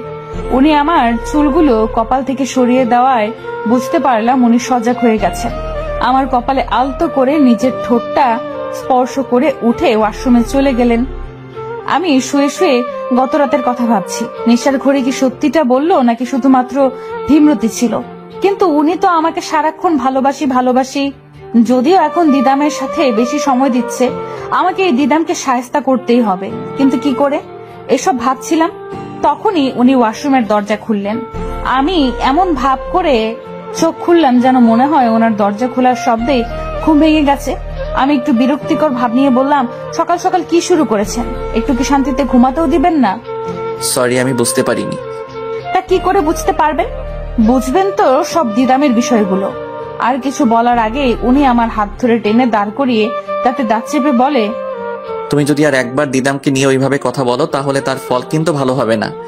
সত্যি বললে সবারই গায়ে লাগে। এটা কোনোভাবে সত্যি না। উনি আমাকে ধাক্কা দিয়ে রুম থেকে চলে গেলেন। আমি সোফায় বসে পড়লাম। চোখ থেকে 2 ফোঁটা নোনা জল গড়িয়ে পড়লো। বুঝতে পারলাম না কেন, ওনাকে বিশ্বাস করতে পারছি না বলে, নাকি উনি আমার থেকে দূরে সরে যাচ্ছে বলে। আচ্ছা, উনি যদি আমাকে ভালোই না বাসতো তাহলে কেন সকালে আমি ঘুমিয়েছিলাম ভেবে কিস করলো? আমি বা কেন ওনার ভালোবাসা নিয়ে পড়ে আছি? তাহলে কি আমি ওনাকে ফ্রেশ হয়ে নিচে আসলাম, এসে দেখি টেবিলে নাস্তা বানানো। তাহলে কি উনি নাস্তা বানিয়েছেন? আমি টেবিলে বসতে যাব তার আগেই দিদাম আশফিকে হাত ধরে বসিয়ে দিল আর বলতে লাগলো, আজকে আমি খুব সকাল সকাল উঠে তোমার জন্য নাস্তা বানিয়েছি। জানি না কেমন হবে, কিন্তু বিশ্বাস করো আমি মন থেকে ভালো করতে চেয়েছি। আসলে দিদাম, তুমি বানিয়েছো ঠিকই, কিন্তু উনি স্যান্ডউইচ সকালে খান না, তাই তুমি এগুলো সরিয়ে ফেলো, আমি একটা কিছু বানিয়ে আনছি। আমি এই বলে কিচেনের দিকে যেতে নিলে উনি বললেন, কে বলেছে আমি এসব খাই না? আমি এগুলো খাই, আর দিদামের হাতের বানানো হলে তো আরো বেশি করে খাবো। উনি কথাটা বলে খেতে লাগলেন। আমার কাছে ওনার কথাগুলো খুব খারাপ লাগলো। আমি কিছু না বলে চুপচাপ উপরে চলে এলাম। কিছুক্ষণ পর উনিও রুমে আসলেন। আমি কোনো কথা বললাম না, চুপচাপ রেডি হতে লাগলাম। রেডি হয়ে পার্সটা নিয়ে বের হতে যাব, ঠিক তখনই উনি আমার হাত ধরে ফেললেন। আমাকে কি তোমার মানুষ মনে হচ্ছে না? কখন থেকে জিজ্ঞেস করছি, কোনো উত্তর দিচ্ছ না। আমার কিন্তু এখন খুব রাগ হচ্ছে। আপনার রাগ উঠলে আপনি ঠিক কি করতে পারেন তা আমার চেয়ে ভালো আর কেউ জানে না, তাই আমি এখন আর আপনাকে ভয় পাই না। আর আমি কোথায় যাচ্ছি তা আপনাকে বলার প্রয়োজন মনে করছি না। এখন আমার হাত ছাড়ুন। আমার উত্তর না পেলে আমি তোমাকে ছাড়বো না। ওকে, ধরে রাখুন, তাও আমি দিব না উত্তর। দেখতে চাই আপনি কতক্ষণ আমার হাত ধরে রাখতে পারেন। হলুদ পরি, তুমি তো জানোই আমি যা বলি তাই করি, তাও কেন বারবার চ্যালেঞ্জ ছুড়ে মারো? উনি আমার কাছে এসে আমার কানের কাছে হাত দিয়ে কথাটা বলল, আরেক হাত দিয়ে আমার হাত ধরে আছে। এখন আমার রাগ উঠে গেল। নিজের সর্বোচ্চ শক্তি দিয়ে ওনাকে ধাক্কা দিলাম। উনি আমার হাত ছেড়ে দিয়ে 2 পা পিছে সরে গেল। আমি রাগে চিৎকার করে বললাম, আপনি কি চান বলুন তো? আমাকে কি একটু শান্তিতে বাঁচতে দিবেন না, নাকি সেটাও আপনি থাকতে দিবেন না? কোথায় যাব সেটাও কি আপনাকে বলে যেতে হবে? আপনি হয়তো ভুলে যাচ্ছেন আমাদের সম্পর্কটা আর বাকি 5টা সম্পর্কের মতো স্বাভাবিক না, তাদের মতো ভালোবাসায় পরিপূর্ণ না। আপনার জন্য আমার মনে কোনো ফিলিংস নেই, যা আছে শুধুমাত্র ঘৃণা আছে। ঘৃণা। আমি আর কোনো কথা না বলে দৌড়ে রুম থেকে চলে আসি। আসার পর শুধু শুনতে পাই রুমে কিছু একটা ভেঙে গেছে। আমার চোখ দিয়েও পানি পড়ছে। জানি না পানিটা কিসের। ওনাকে ঘৃণা করার জন্য নাকি উনি হার্ট করার জন্য। আমি ট্যাক্সি করে নিয়েছি। ট্যাক্সিটা নিজের গতিতে চলছে, তার সাথে মিলিয়ে আমার কল্পনাও চলছে। আজ কতদিন পর ওর সাথে দেখা হবে, আমাকে দেখে ওর কেমন রিয়াকশন হবে শুধু তাই ভাবছি। আচ্ছা, ও কি আমার আর আশফির বিয়েটা মেনে নিতে পারবে? আমাকে কি কখনো মাফ করতে পারবে? আমি শিওর ও সবটা জেনেও বলবে আশফিকে ডিভোর্স দিয়ে দিতে। কথাগুলো ভাবতে ভাবতেই ট্যাক্সি ব্রেক চাপলো। ভাড়াটা পরিশোধ করে কফি শপের ভেতরে ঢুকে গেলাম। ওর প্রিয় কালো রঙের শাড়ি পরে ঠোঁটে লাল লিপস্টিক দিয়ে সেজেছি শুধুমাত্র তারই জন্য। দূর থেকে চোখ আটকে গেল প্রিয় মানুষের মুখটায়। আজকেও আমার জন্য বেলি ফুলের মালা আর চকলেটের বক্স নিয়ে বসেছিল। আমাকে দেখতে পেয়ে দাঁড়িয়ে গেছে। আজকে 5টা বছর পর তার সাথে দেখা। চেহারার অনেকটাই পরিবর্তন হয়ে গেছে। আগে দাড়ি ছিল না, কিন্তু এখন চাপ দাড়ি রেখে দিয়েছে। আগে যেই মানুষটা ফর্মাল ড্রেস কোনো ফাংশনেই পরে যেত না, সে আজকে ফর্মাল ড্রেস পরে এসেছে। ওর দিকে কিছুক্ষণ স্তব্ধ হয়ে তাকিয়ে থাকার পর দৌড়ে গিয়ে ওকে জড়িয়ে ধরলাম। সে একটু মুচকি হাসি দিয়ে বলল, যা, এখনো আগের মতোই আছো? কি মনে করেছিলে তোমার মতো করে পাল্টে যাব? আচ্ছা, এখন ছাড়ো, সবাই তাকিয়ে আছে। আমি ওর কথা শুনে একটু লজ্জা পেয়ে গেলাম। ওকে ছেড়ে দিলাম, তারপর বসে গেলাম। আমাকে লজ্জা পেতে দেখে ও বলল, এখনো আগের মতোই লজ্জা পাও তুমি? এখন এসব ফর্মালিটি তুমি বাদ দাও, তুই করে বল, নয়তো কান ছিঁড়ে ফেলবো। যা, তুই তো দেখছি সত্যি আগের মতোই আছিস। কি মনে করেছিলি প্রথম তুমি তুমি করে বলেছি বলে সব ভুলে গেছি? কিছু ভুলিনি, তোর সাথে কাটানো প্রতিটা মুহূর্তের কথা মনে আছে। এত বড় হয়েও বড়দের সম্মান করতে শিখিস নাই? আইসে, তুই আমার বয়সে 5 বছরের বড় হলেও আমাদের সম্পর্কটা বেস্ট ফ্রেন্ডের, যদিও আমরা এক ক্লাসের নই। হয়েছে তোর এসব ঢঙের আলাপ বাদ দিয়ে বল কেমন আছিস। আমাদের কথা চলতে লাগলো। আসলে ও আমার বেস্ট ফ্রেন্ড আকিব, আমার থেকে বয়সে 5 বছরের বড়, কিন্তু একটা ট্রেন জার্নিতে ওর সাথে পরিচয় আর সেখান থেকেই বন্ধুত্বের শুরু। এক রাতের মাঝেই এত ভালো বন্ধুত্ব হয়ে যাবে তা কখনোই ভাবিনি। অনেকক্ষণ ওর সাথে টাইম স্পেন্ড করলাম। একসাথে কফি শপ থেকে বের হচ্ছিলাম, তখন একটা গাড়ি আমাদের একদম সামনে এসে ব্রেক করলো। গাড়িটা দেখে বোঝার বাকি রইল না কে হতে পারে। আমি চুপচাপ যেভাবে আখিতের হাত টেনে বের হচ্ছিলাম সেভাবে দাঁড়িয়ে আছি। উনি গাড়ি থেকে বের হয়ে নিজের গ্লাসটা চোখ থেকে খুলে আমাদের হাতের দিকে তাকালো।